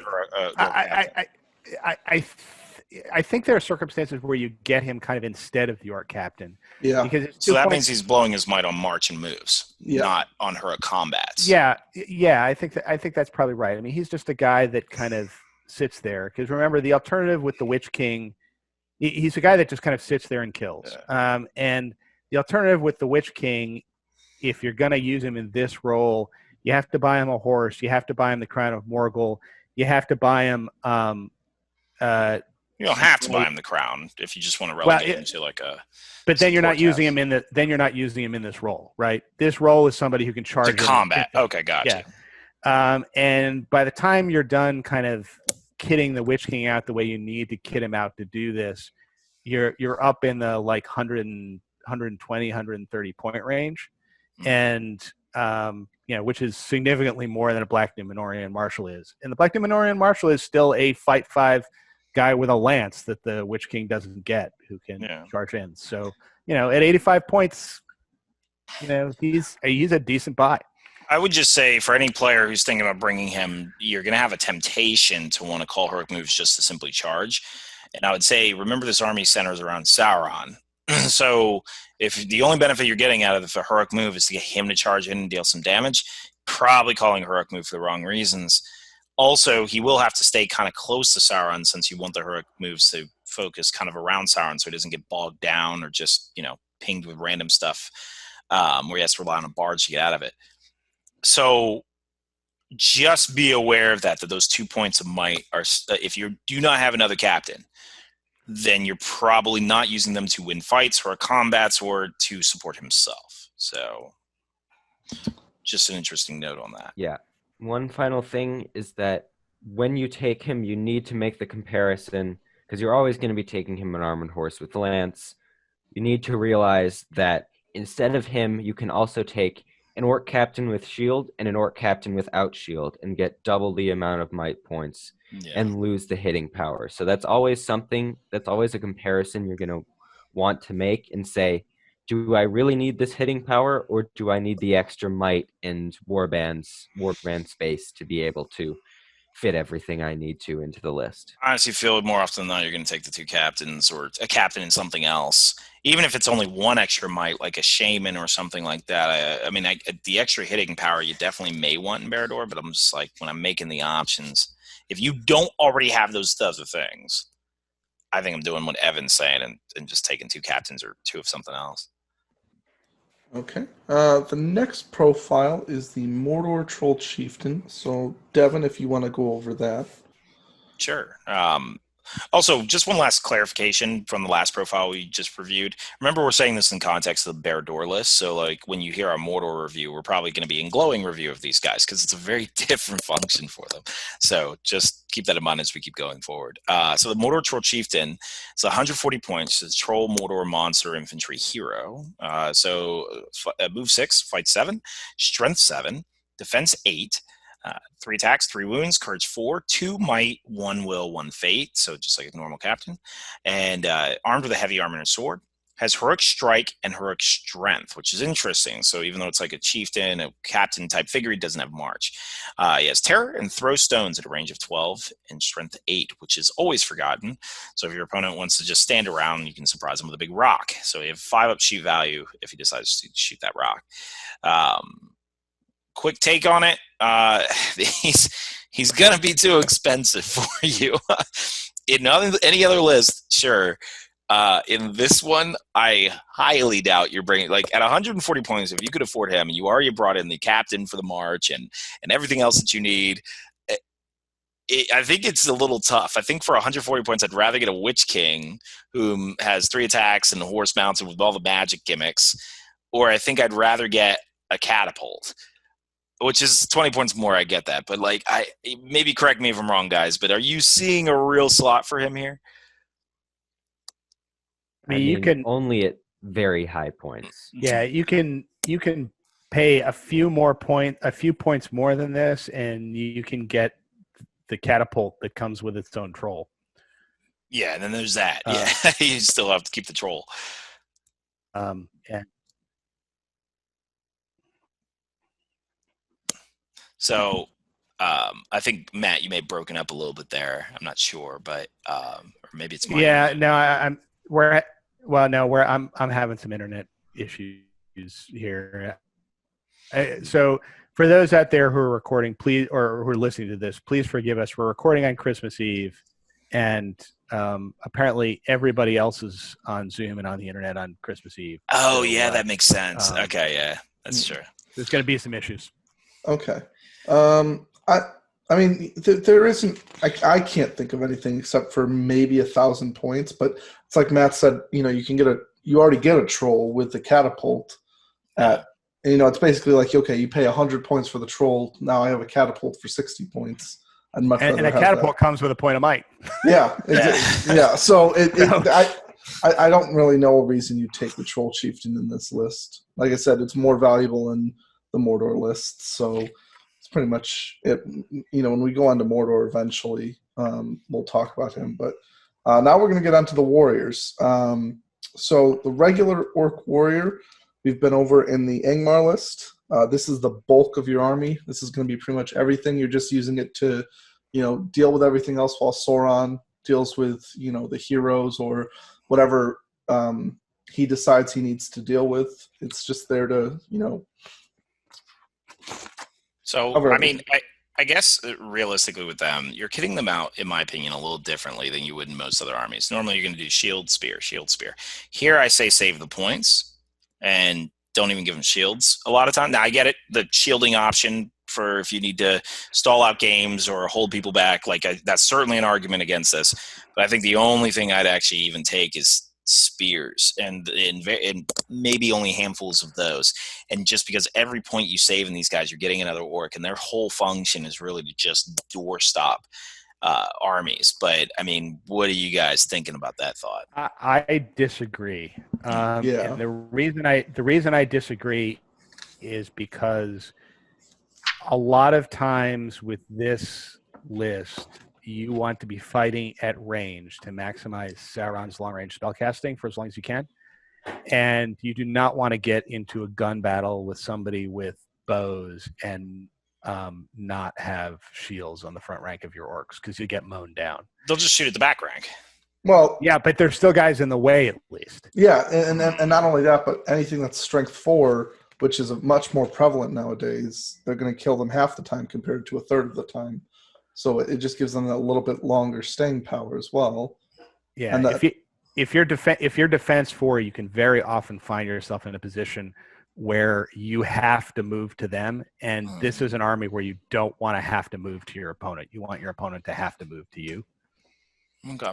Yeah, I'm actually a huge advocate of take shields in front and then take spear shields in back. Not necessarily just for this list, but for a lot of different lists. Because there's Corsairs, there's Ranges of Ithilien, there's Harad and Umbar, there's a bunch of other lists with strength 2 bows. And because you don't have blinding light and because you're going to be doing a lot of stuff at range, I think it's best that your crossbows don't wound you on 4s, and your normal strength 2 bows don't wound you on 5s, so that you can have a little more shooting resistance in order for Sauron to be able to do what he needs to do. And I think we haven't been stressing survivability in this army enough, because while your main goal, yes, there is a good idea that you should probably be spamming as many orcs as possible, because they're just there to take up space and block off models. But if your orcs are only defense 4, they are going to get absolutely murdered very, very quickly. And I generally push taking more survivable models in this army, because they give you the maximum amount of turns you can to utilize all of Sauron's traits to be able to cast spells, kill off heroes, get some hurls off, and stuff like that. So I'd say at least shields on the front. You could argue spear shields in the back or not if you want to. Yeah. All shields, be a rebel. Okay. Who needs spears? Evan, I'll move over the orc tracker. This is something, again, another profile. I'm interested to see what you guys have to say about it in the context of this army. Okay. Orc tracker, 5 points, move 6, fight 3, shoot value 4 up, which does actually matter. Strength 3, defense 3, 1 attack, 1 wound, courage 2, dagger, and an orc bow is war gear, and they have an option for a warg for 7 points. So a couple of things about these guys. Last edition, their warg was only 6 points, and you would take them for 11 points, and they would be your mounted models. You would almost never see warg riders because these guys were just so point sufficient. Now, you're not really going to take them on wargs, because warg riders just do the job better, because trackers went up a point and warg riders went down a point. And their profile is a little bit weird, because they are cheaper than orcs, but they've also got defense 3, which is a big problem because the majority of armies are strength 3, so they're going to die very quickly. And generally, even though they're shoot value 4 up, you're probably not going to be taking a lot of these. I'd say 2 or 3 maybe. Maybe a little bit less, just to be able to sit on objectives, get a couple of shots in case your opponent made the objectively wrong decision of not taking any archers.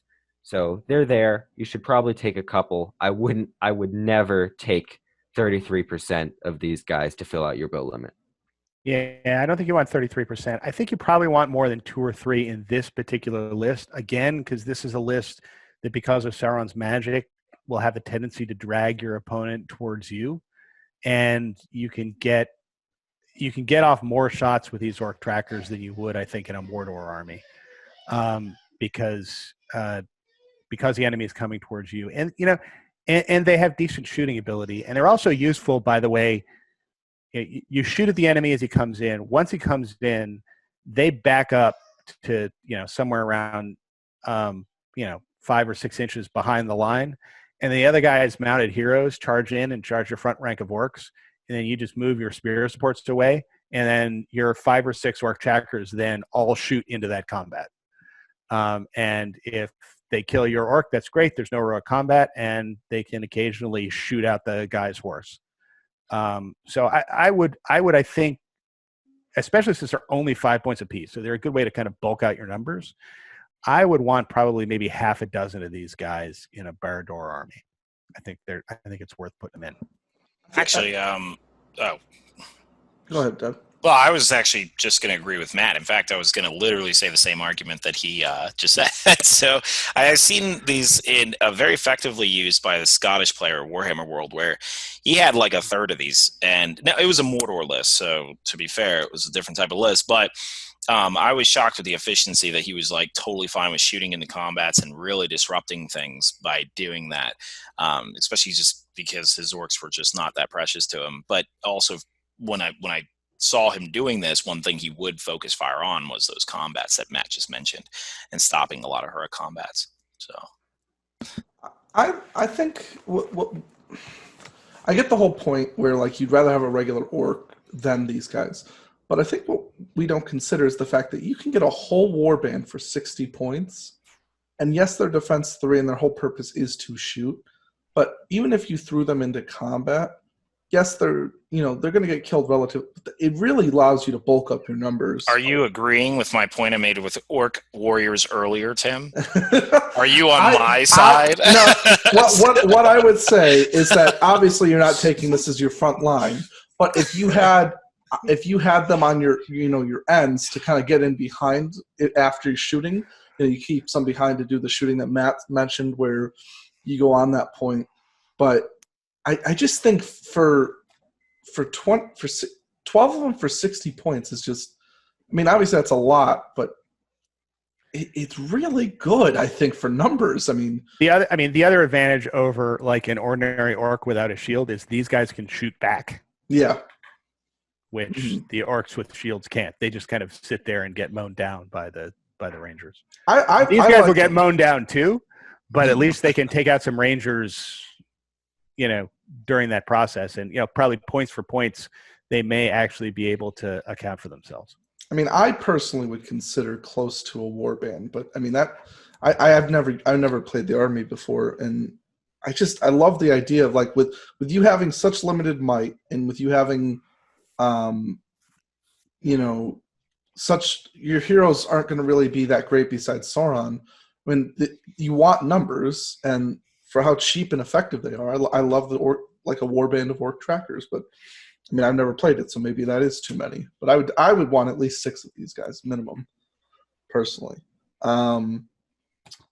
All right, we'll move on to the next profile, which is the Warg Rider. We went over it in the Angmar list. How many Warg Riders would you guys try to put into this list? Or any? You know what? No. You definitely want some. You definitely want like 2 or 3. Right. I actually played this list with Throne of Skulls, like I mentioned, but I played it like 2 other tournaments, and I always threw in 3 of them. And I was always happy with what they pulled off. If you think of just your typical battle line, they're not doing much. But their ability to go seek out, like, siege engines and go seek out, objectives, but, certain priority targets that are kind of in the backfield or whatnot, like they actually were really valuable to me. And for their cost, they're just super effective. Even at 700 points, I would still try to squeeze like 3 of these in. So I actually thought they were great, personally, and I didn't kid them out with anything. The thing, I think you probably want to give these guys the shield just to protect your investment, and especially if they're going for objectives where they're probably going to get shot at. There's an argument for giving them a throwing spear. I'm kind of on the fence about the throwing spear with these guys. I mean, I've seen people who've run the numbers, and the throwing spear is kind of worth it at one point, but I guess the thing to think about is the Warg Riders in this army are going to be charging less than they would otherwise, just because you just have that much less might around to call heroic moves, and the heroic moves are going to be centered on Sauron anyway, which is probably not where these guys are going to be. So the throwing spears are probably less effective than they would otherwise be, and I think just the mounted ability is less effective than it would otherwise be. So you're really buying these guys for the extra mobility and to be able to threaten kind of odd places, which is why I think, Devin, I think you're right. You want like 2 or 3 of these guys, and that's really what you need.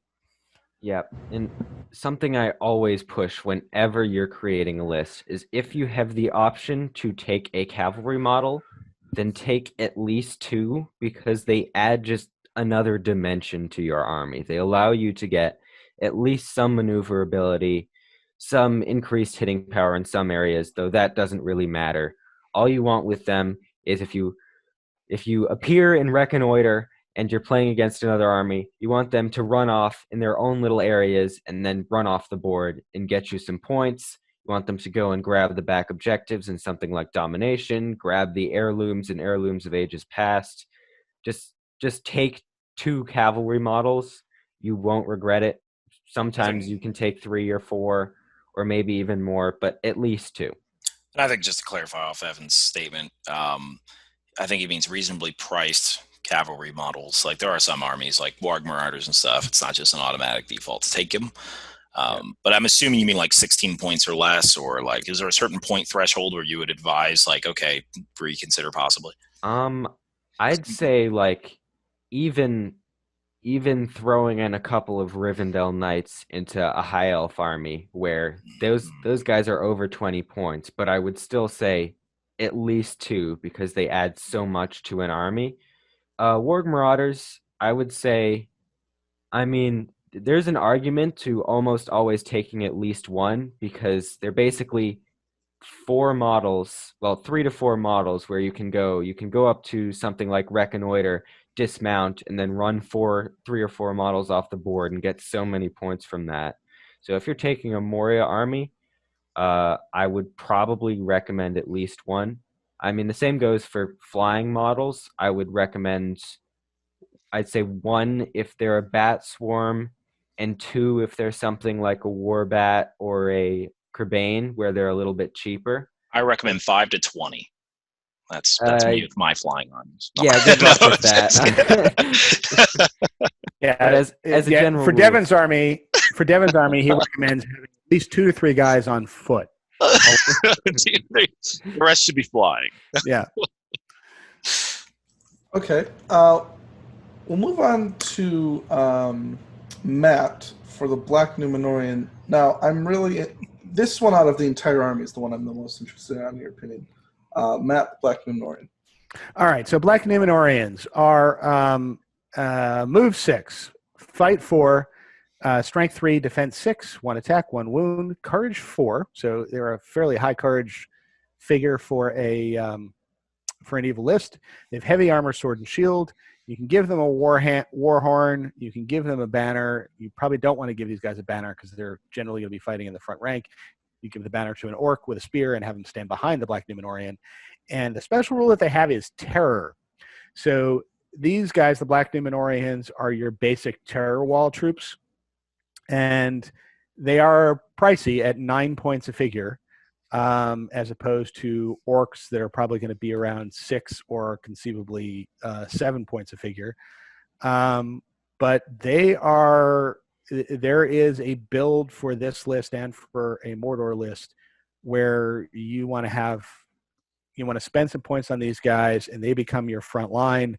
It is a defense 6 front line with courage 4, so it's much more reliable to charge.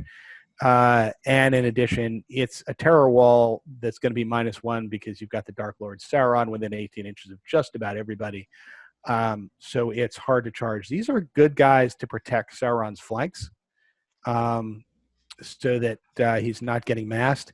And they're good guys that can fairly reliably charge somebody else that causes terror to get rid of their control zone so Sauron can go where he needs to go. So there's a build to this list that is just orcs, and I'm going to maximize the number of orcs. There's another build to this list that says I'm going to accept having a smaller number of figures, but a decent number of those are going to be these guys that are going to sit in the front ranks and make it much, much harder for the other guy to charge me. And I think that is a viable alternative build to this army. Now, I think my father can attest to this. If you were to build a graph based on the number of times I have used a warrior, I think this warrior would be at least number 2, maybe number 1, because I love these models. Every time I'm taking a Mordor list, every time I'm taking a Barad-dûr list, all of the Harad and Umbar all of the Umbar lists that I have created but never used because we don't have Umbar, they always include these models, and they're incredible. They give you so much. They give you fight 4, they give you defense 6, they give you good courage basically for free, and they give you terror, which synergizes so incredibly well with your ring wraiths and your Sauron. And they just offer so much for a 9 points, while more expensive than orcs. Is the same price as a Morannon orc with spear and shield, and it's cheaper than an elf with a shield. It's cheaper than your dwarf. It's a very nice and cheap profile that provides so much for your army that whenever I'm creating a list that includes these guys, I almost always my entire front line just consists of them because they are so incredibly strong. I don't have a lot to add to that. That's just pretty much the advice.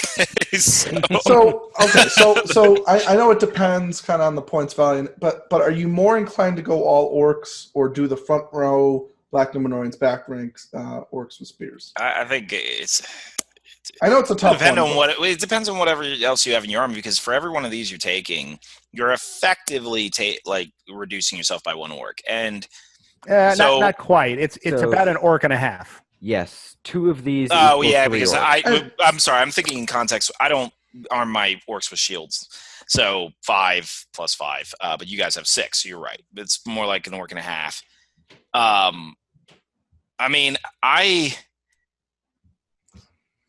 kind of agree with them too, though. Having a front wall of these, especially at 800 plus, it really works. It's just, I think it depends on if you start bringing Mordor catapults and a Witch King kitted out, well, then the points start getting really precious. Yeah, you also don't need huge numbers of these guys. I mean, you can take like half a dozen, and they're like the 3 guys that are on either. I mean, Evan's just going to take like half his army of Black Numenorians. We know that. But you don't have to. You can take like half a dozen of these guys and throw them in Sauron's army, and they're like the 3 guys on either side of Sauron. Yeah. And that becomes kind of like your mini terror wall that's going to kind of like punch into the other guy's army, and that's a useful build for them.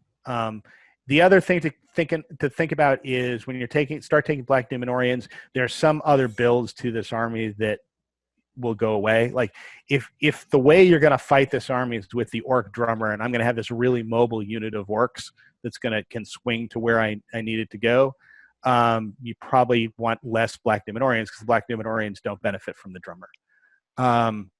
So there's different ways to do this, but one effective way to build a Barad-dûr army is with this kind of core of Black Numenorians to kind of supplement your orcs. Yeah, and another reason why I think of the Knights of Dol Amroth so harshly is because these 2 profiles are exactly the same, except the Knights have the 3-inch rule within range of Imrahil, and the Black Numenorians have Terror, and for some reason the Black Numenorians are just 2 points cheaper. And it's just like, why? Why are these Knights of Dol Amroth 2 points more expensive than Black Numenorians for no reason whatsoever? Because those little eagle feathers on the helmets cost a lot of money. Apparently. they prefer. Sometimes I actually find the points are like it's a way to deter you from taking too much of a certain model. So like there's no reason, but in the context of that list, that's the reason.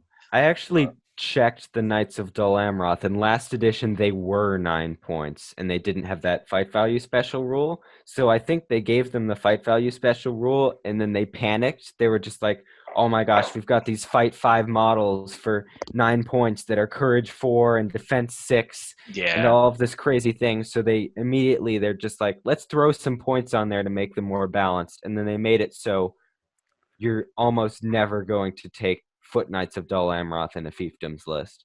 Yeah.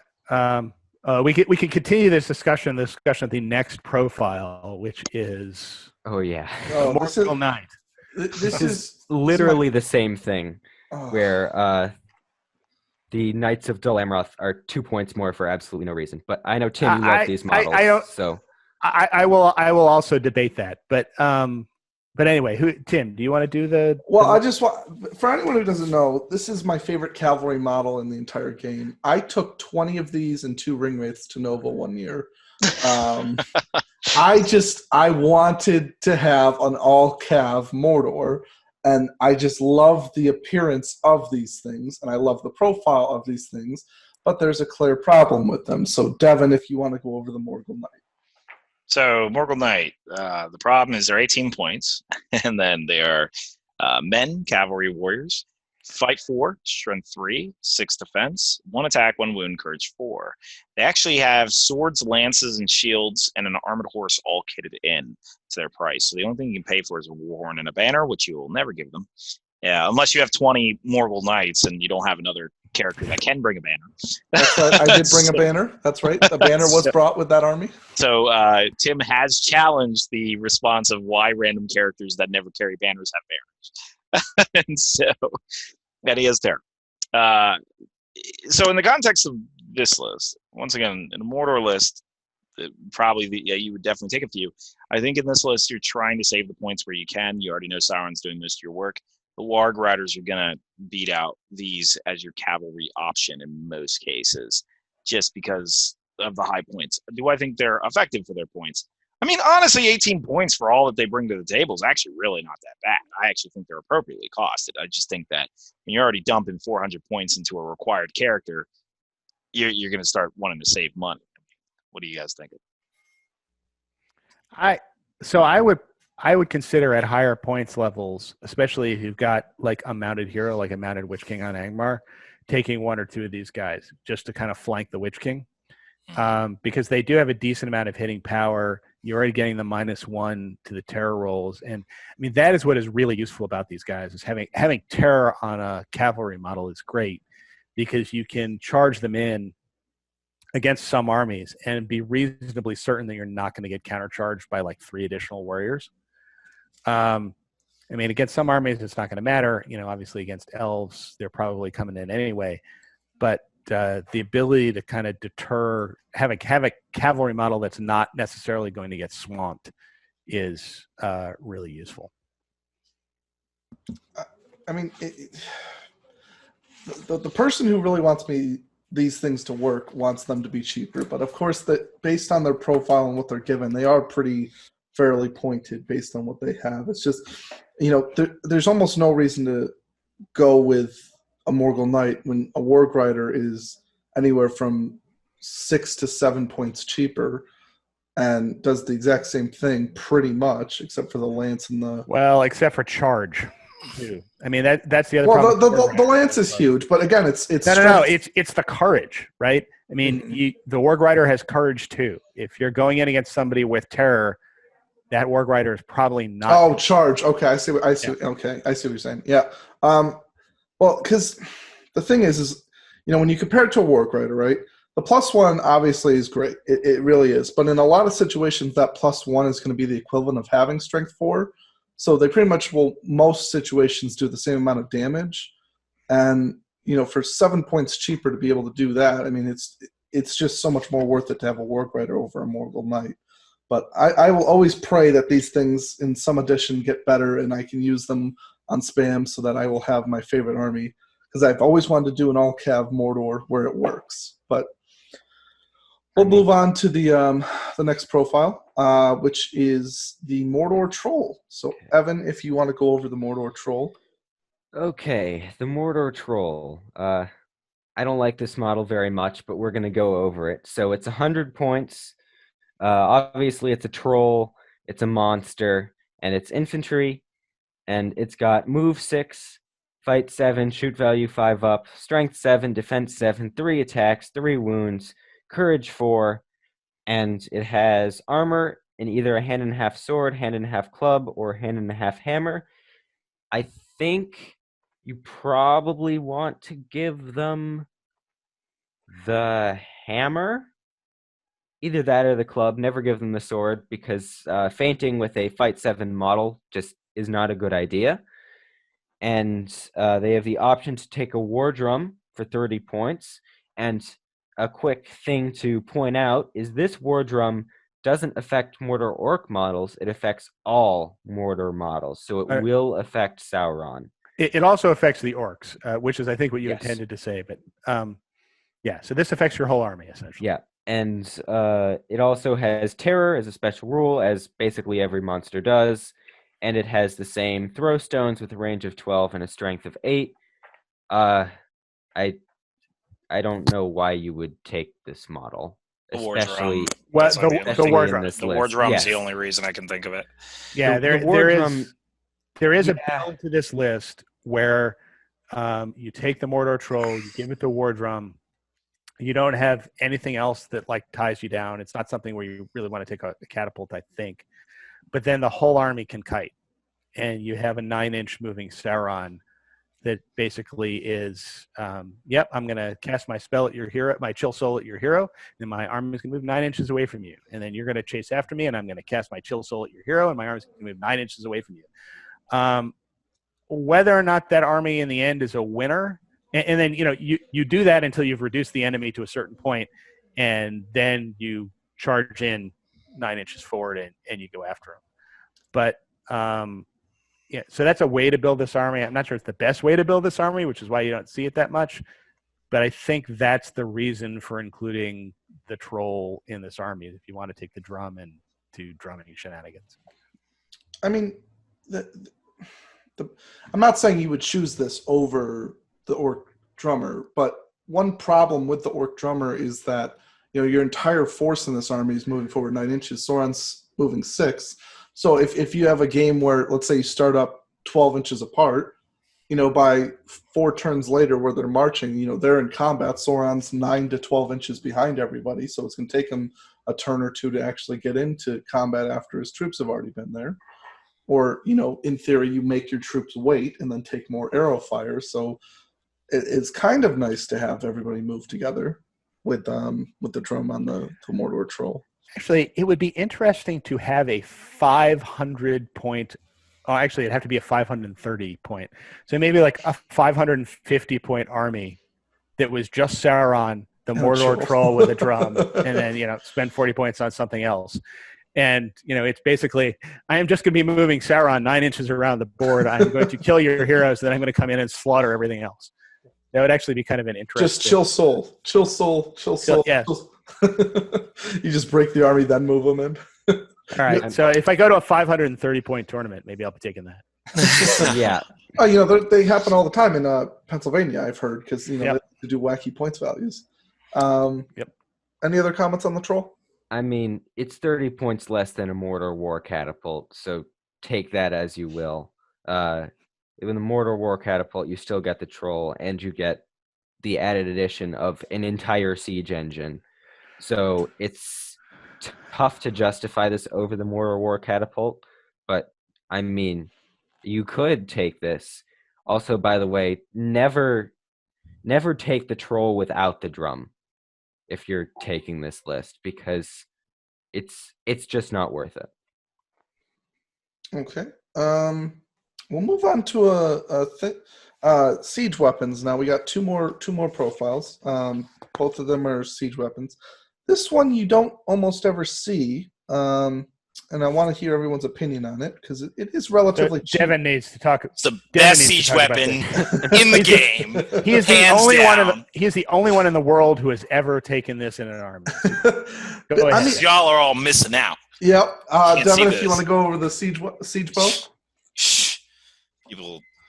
All right. So this thing, first off, Mordor Siege Bow, 50 points, cheap. Okay, that's why you want this thing. Strength 9, hits hard, harder than your rapid fire crossbows that Mordor has. All right, defense 10, 3 wounds, highly resilient, and then siege weapon crewed by 3 orcs. So you got plenty of guys here. All right, for 50 points, and then it has that piercing shot special rule. Okay, so first off, it's being shot by orcs, which is a 5-up shoot value. And that's where everyone craps all of this because it'll hit 1/3 of the time, which in the course of a game is probably once. But that one time will really count. So it has a piercing shot where essentially, long story short, if it hits a battlefield target, then they suffer a strength 9 hit and are flung back d6 inches. And if they run into anything, then those targets also take strength 6 hits and they're knocked prone, assuming that they are strength 6 and lower. Or, I'm sorry, strength 5 and lower. So anything strength 6, it'll immediately stop, and it just hits that obstacle, and the obstacle suffers a strength 6 hit. So that means if it runs into Sauron, everyone in Sauron's combat is being knocked down, but he is not going to be, which is always nice. So they also are accurate, so they only scatter within 3 inches rather than 6. So these things, nobody cares about. When you see it on the field, most opponents practically ignore it. And I just go ahead and fire it every turn. And once I get that one hit once a game, I feel like it's always worth it. Even if that one hit is on a goblin. It could scatter, It's true, but I just, I account for that now. In all honesty, I mean, me being serious here, yeah, I took it to Throne of Skulls, and that was pretty much the average. It hit about once a game when you factor in the amount of turns and all that. Keep in mind, it does have a point of might, so oftentimes I would say never spend the point of might to do the to-hit roll, because then you have the scatter right afterward. But in this case, it's a rare case where I almost would say you probably might want to consider it, because maybe the last time you ever get a chance to hit anything. I don't think you should take it in most lists. I happen to be in a 1,000 point tournament, and I didn't own a painted catapult, so I took this. And so, if anyone knows me, my problem with painted models, that is why I took it. I happen to have bought it's never stopped you before, Devin. I mean, no, well, at Throne of Skulls, it will. They don't accept the model if it's in fact, they almost had to prevent me from playing the tournament because my orcs weren't based. I just painted them brown, and the guy was like, "They're not based," and I'm like, "Can I just go buy the flock?" The GW sells like sticky flock that I just stuck it, and I did seriously on my lunch break. They made me stick all this flock to my bases so I could say they were officially based. You really are the true hobbyist, Devin. Can I make a case for these? I'm gonna make a case for these, and it might be, shunned down and told to be quiet and go in my corner. But you compare them to a Mortal War catapult, right? And obviously the main attraction is they hit higher. They have a troll, of course, But if you took 3 of these, it's 10 points cheaper than a Mortal War catapult. You then have 9 infantry models. You then also have 3 points of might, right? So what ends up happening is if you took a Taskmaster instead of an Orc Captain, you have 4 models that could call heroic moves now, and you're more they're likely. often not going to. They're not. They're stuck at the back of the board. No, but let's say, right? You did your shooting and then you moved them forward, right? So by the time that they get there, they're probably you're in fight, and you've got, let's say, your Taskmaster who's kind of holding off the line until they're done shooting. So then you move all the troops forward once everything's done shooting, and then so you're kind of getting was it 45 points of models for free, plus you're getting 3 siege weapons. So based on the 1/3, in theory, one of these is hitting a turn guaranteed anyway. But you also get the extra models. You get the 3 points of might. I don't know. I mean, I'm not saying it's great, but I don't think it's terrible. So oftentimes when you finally hit with these things, it will be when combat lines have already engaged. Yeah. So you're talking about effectively abandoning the siege weapon with the captain as soon as he's done firing, which he can't do. Why is it it's hitting when if you have 3 of them statistically one of them, yes, statistically, of course, the 3 of them, yes, but I mean, if that's all you're going for is to hit once or twice, then sure. I thought you meant hit once per siege weapon. No. A lot of times it takes a lot of turns for them to do it. I was saying more like you get 9 models, you get 3 points of might, which this army kind of wants. Yeah. And you also get, the ability to, if you're lucky enough, maybe you get 2 or 3 in a turn where they all hit. So you're saying play like the Dwarf Ballista strategy we talked about in the Dwarf video. Stick them in your ranks and fire. I think if what you want is might, instead of spending 50 points, you spend that. Well, I get the whole points point on captains and yes, the captains, but you get what you get is you get the models to go with it. It's the orcs that make the argument. Yeah, with a captain, you lose the orcs, and if you have a Taskmaster, then theoretically, and I get what you're saying, theoretically you can make up the might because of so if you stick the siege weapons in your ranks, and you're just using them to bring your opponent to you, which they might do with 3 of them sitting in your lines, I think everyone but a Ranger of the Thillian army or Harad will care. I mean, I'd say it's worth a shot. I mean, you're getting 9 extra orcs. So each weapon's get to Nova, Tim. Let's see. Let's give it a shot. Oh, so this is my next Nova list. Okay. 3 more of those siege bows. It's an interesting I'm pretty sure there's some statistics that would prove you either right or wrong here, but I'm if just you're saying- firing all three at the same target and then using Sauron to command that target away from troops, so that way, he's 3 inches away.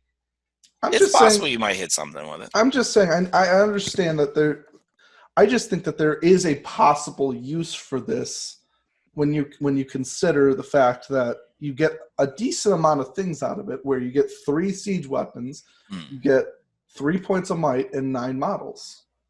I mean, it's definitely one of those cases where you are spending effectively with let's call the captain worth, I don't know. Well, I mean, if you don't spend the might on the captain, which you really can't do in this case, you don't want to spend the might on the siege weapon. You actually are using it for heroic moves. If you do that, then you effectively have, like, let's say a 30-point captain plus 2 other orcs, which is another 10 points each because they're naked. So, I mean, you could call it effectively a 10-point siege weapon. It's a 10-point. Yeah, I mean, technically. I mean, is the captain just a captain? No, he's a siege veteran. So he's veteran.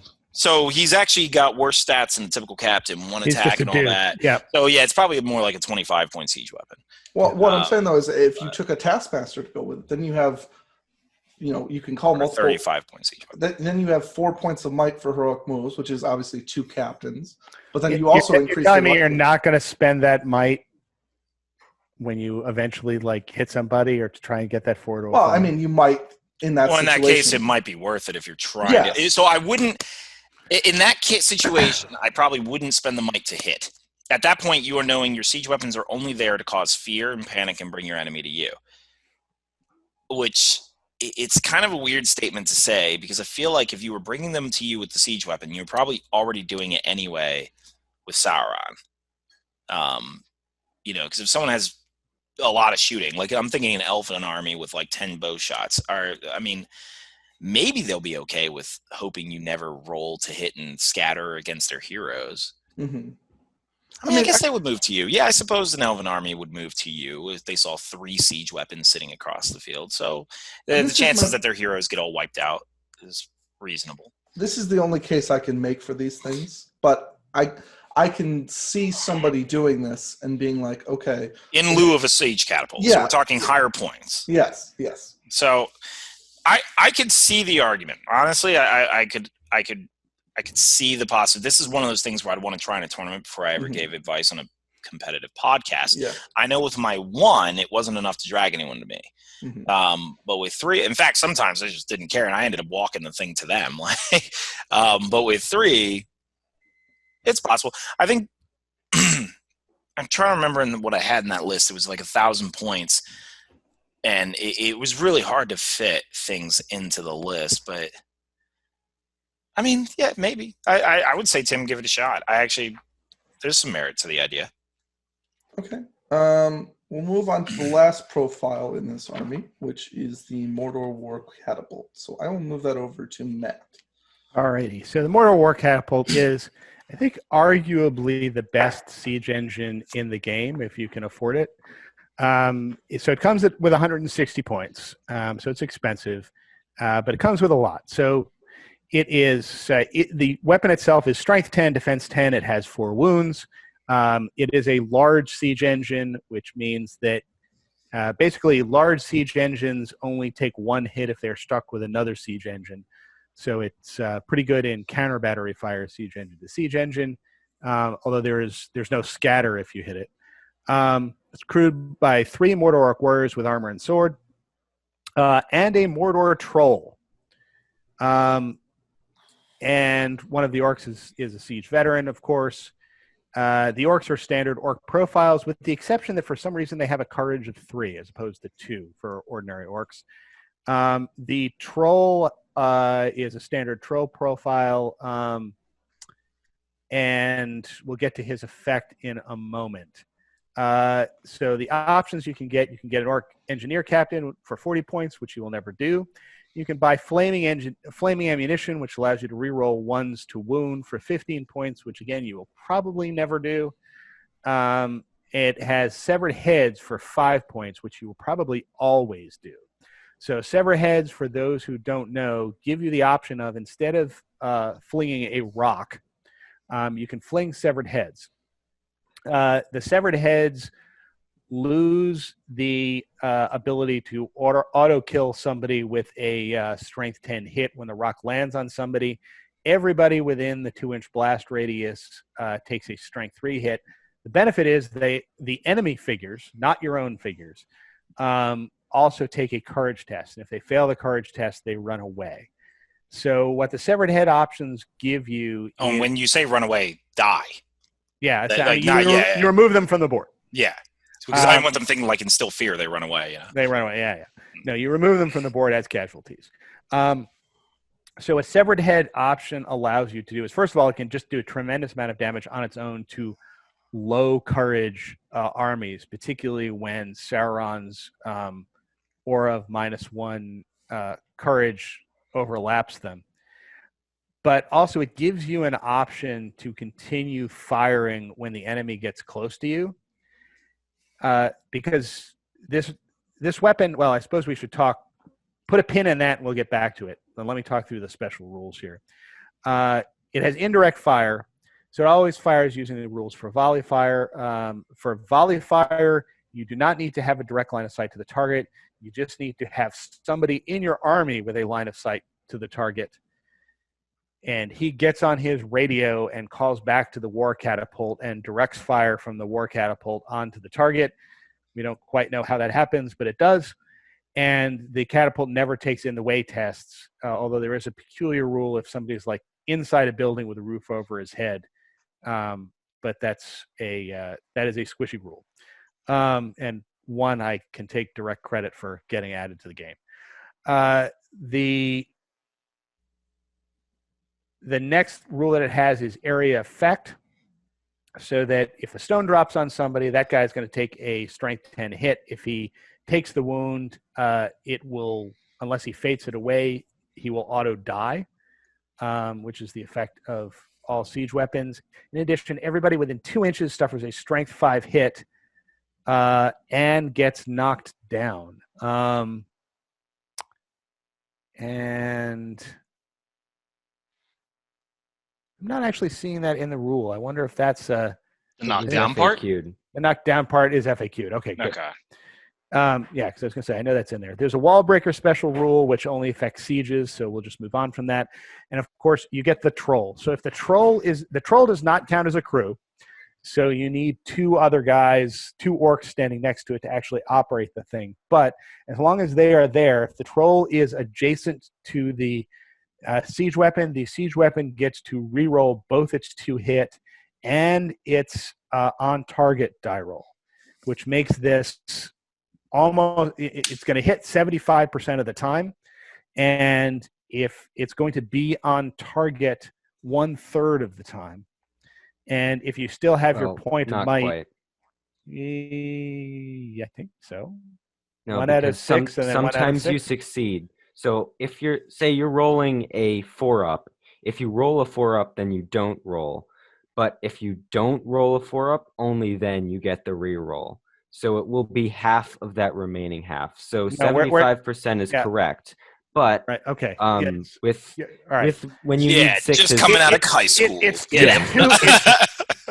1/6 chances, which I understand does not necessarily add up to 1/3 when you add them together, but it's pretty close to that. Stick with your law degree, man.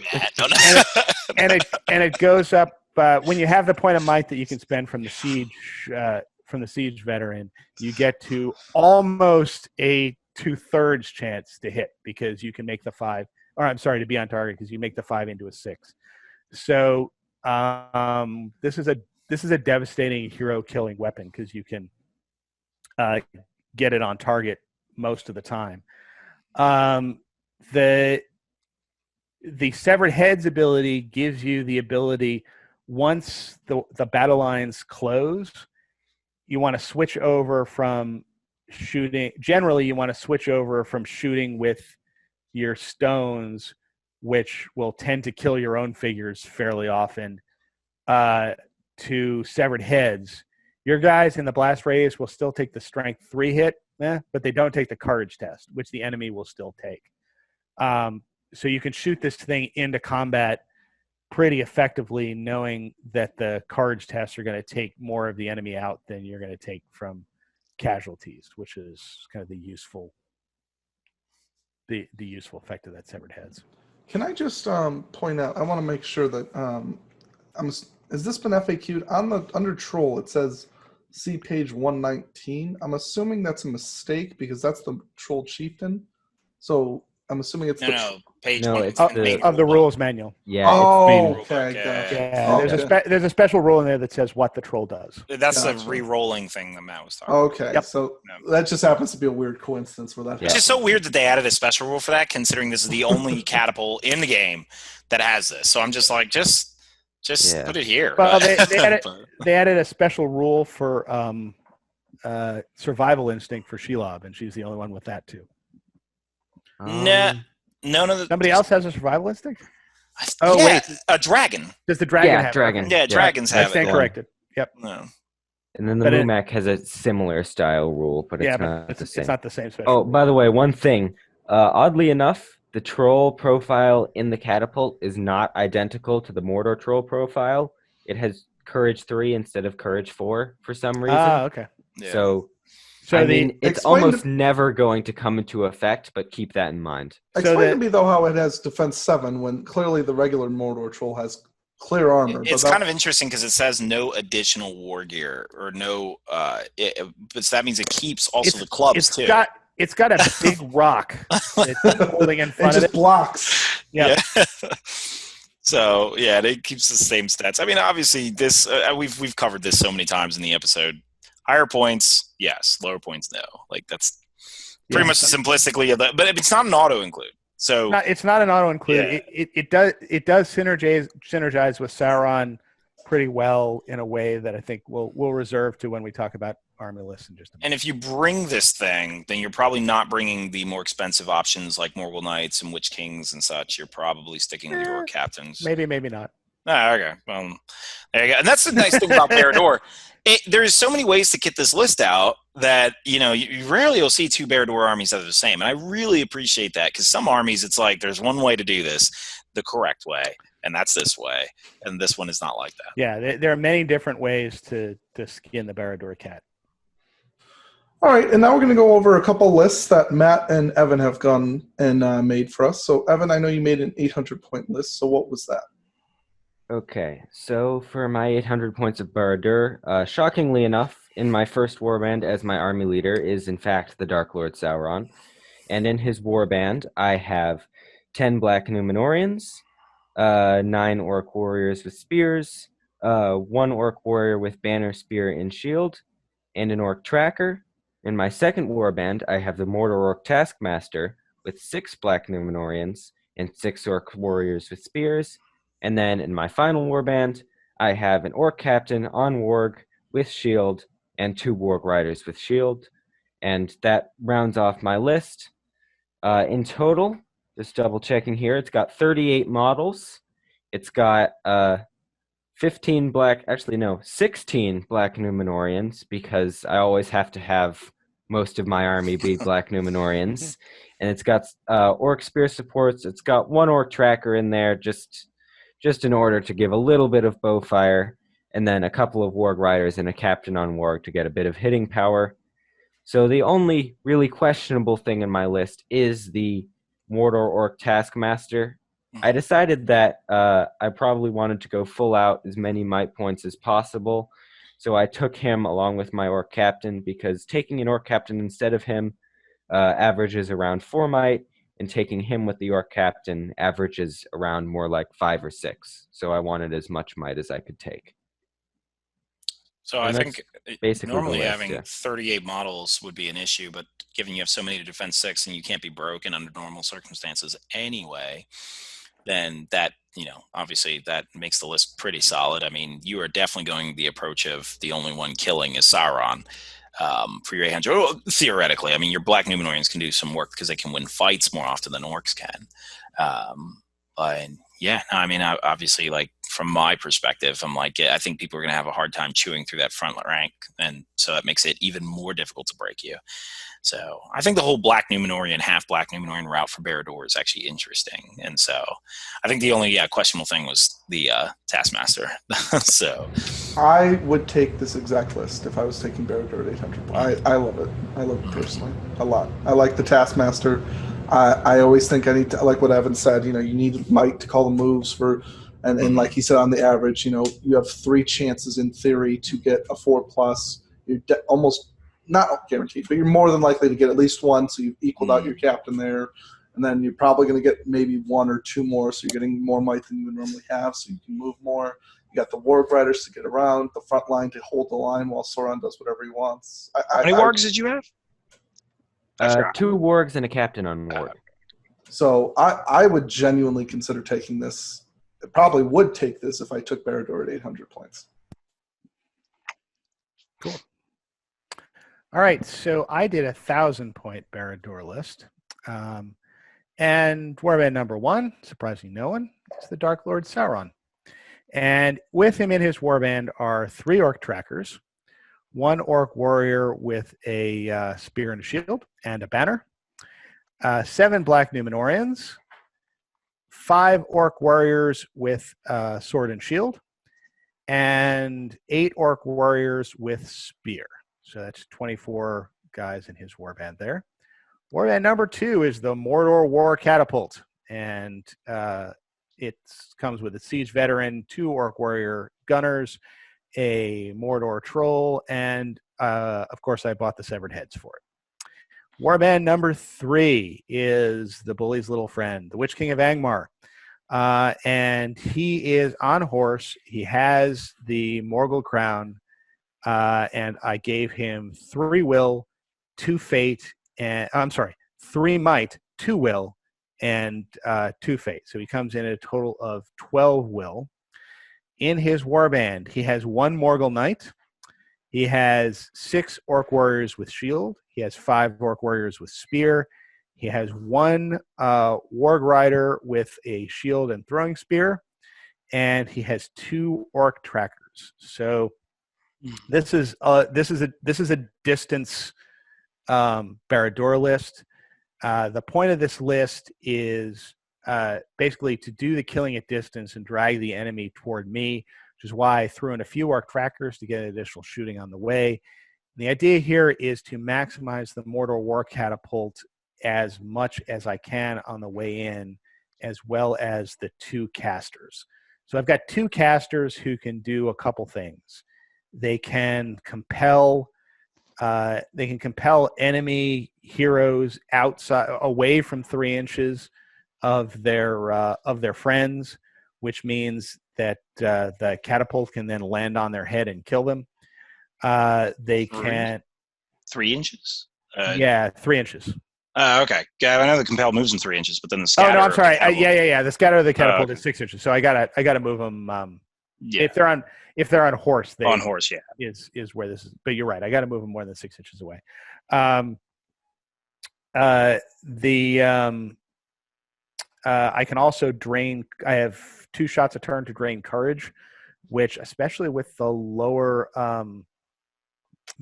courage heroes, it can be a significant problem if a severed head then falls on top of them.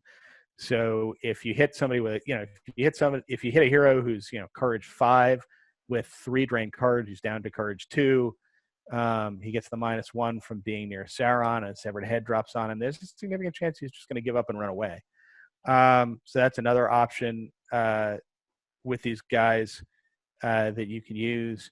And I think the Witch King of Angmar, he's only got 12 will, so I think you never spend more than 1 will on a spell with him, but I think that is enough given that the main spellcaster in this list is going to be Sauron. So that's the list for, I think, trying to get in a Mordor War Catapult. I think another way to do this would be to forgo the Witch King of Angmar and just do masses and masses of orcs.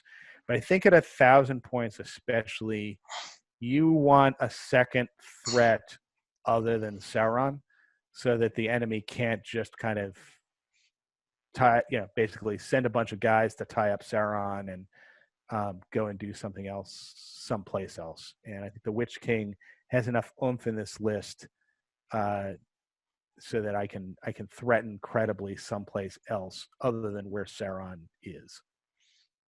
I'd say you should have 3 siege bows instead of a catapult. It's probably. I heard some guy made a great compelling argument. I don't know what I was thinking.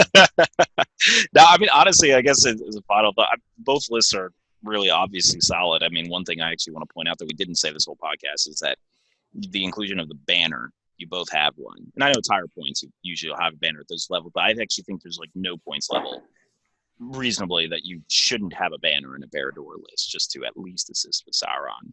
So yeah, there's nothing worse than running Sauron, finally getting Sauron into the big hero that you want, and then rolling a 1, 2, 3, and 4. Yeah. You need the banner to get that 5. So. Yeah, exactly. That's how it works. So. Okay. Well, thank you for tuning in this week's episode. Let us know in the comment section below what you think of Barad-dûr as a whole, and any lists you'd like to leave. And if, like we said earlier, if you could leave what you'd like as a general premise behind your list. So whether that be you keep a hero, specifically you want this hero to be here, or you want a general theme around your list, so that when we review it, we know where not to go too far to the left or right about it. And any ideas you'd like us to go over in future episodes as well. And we look forward to seeing you next week.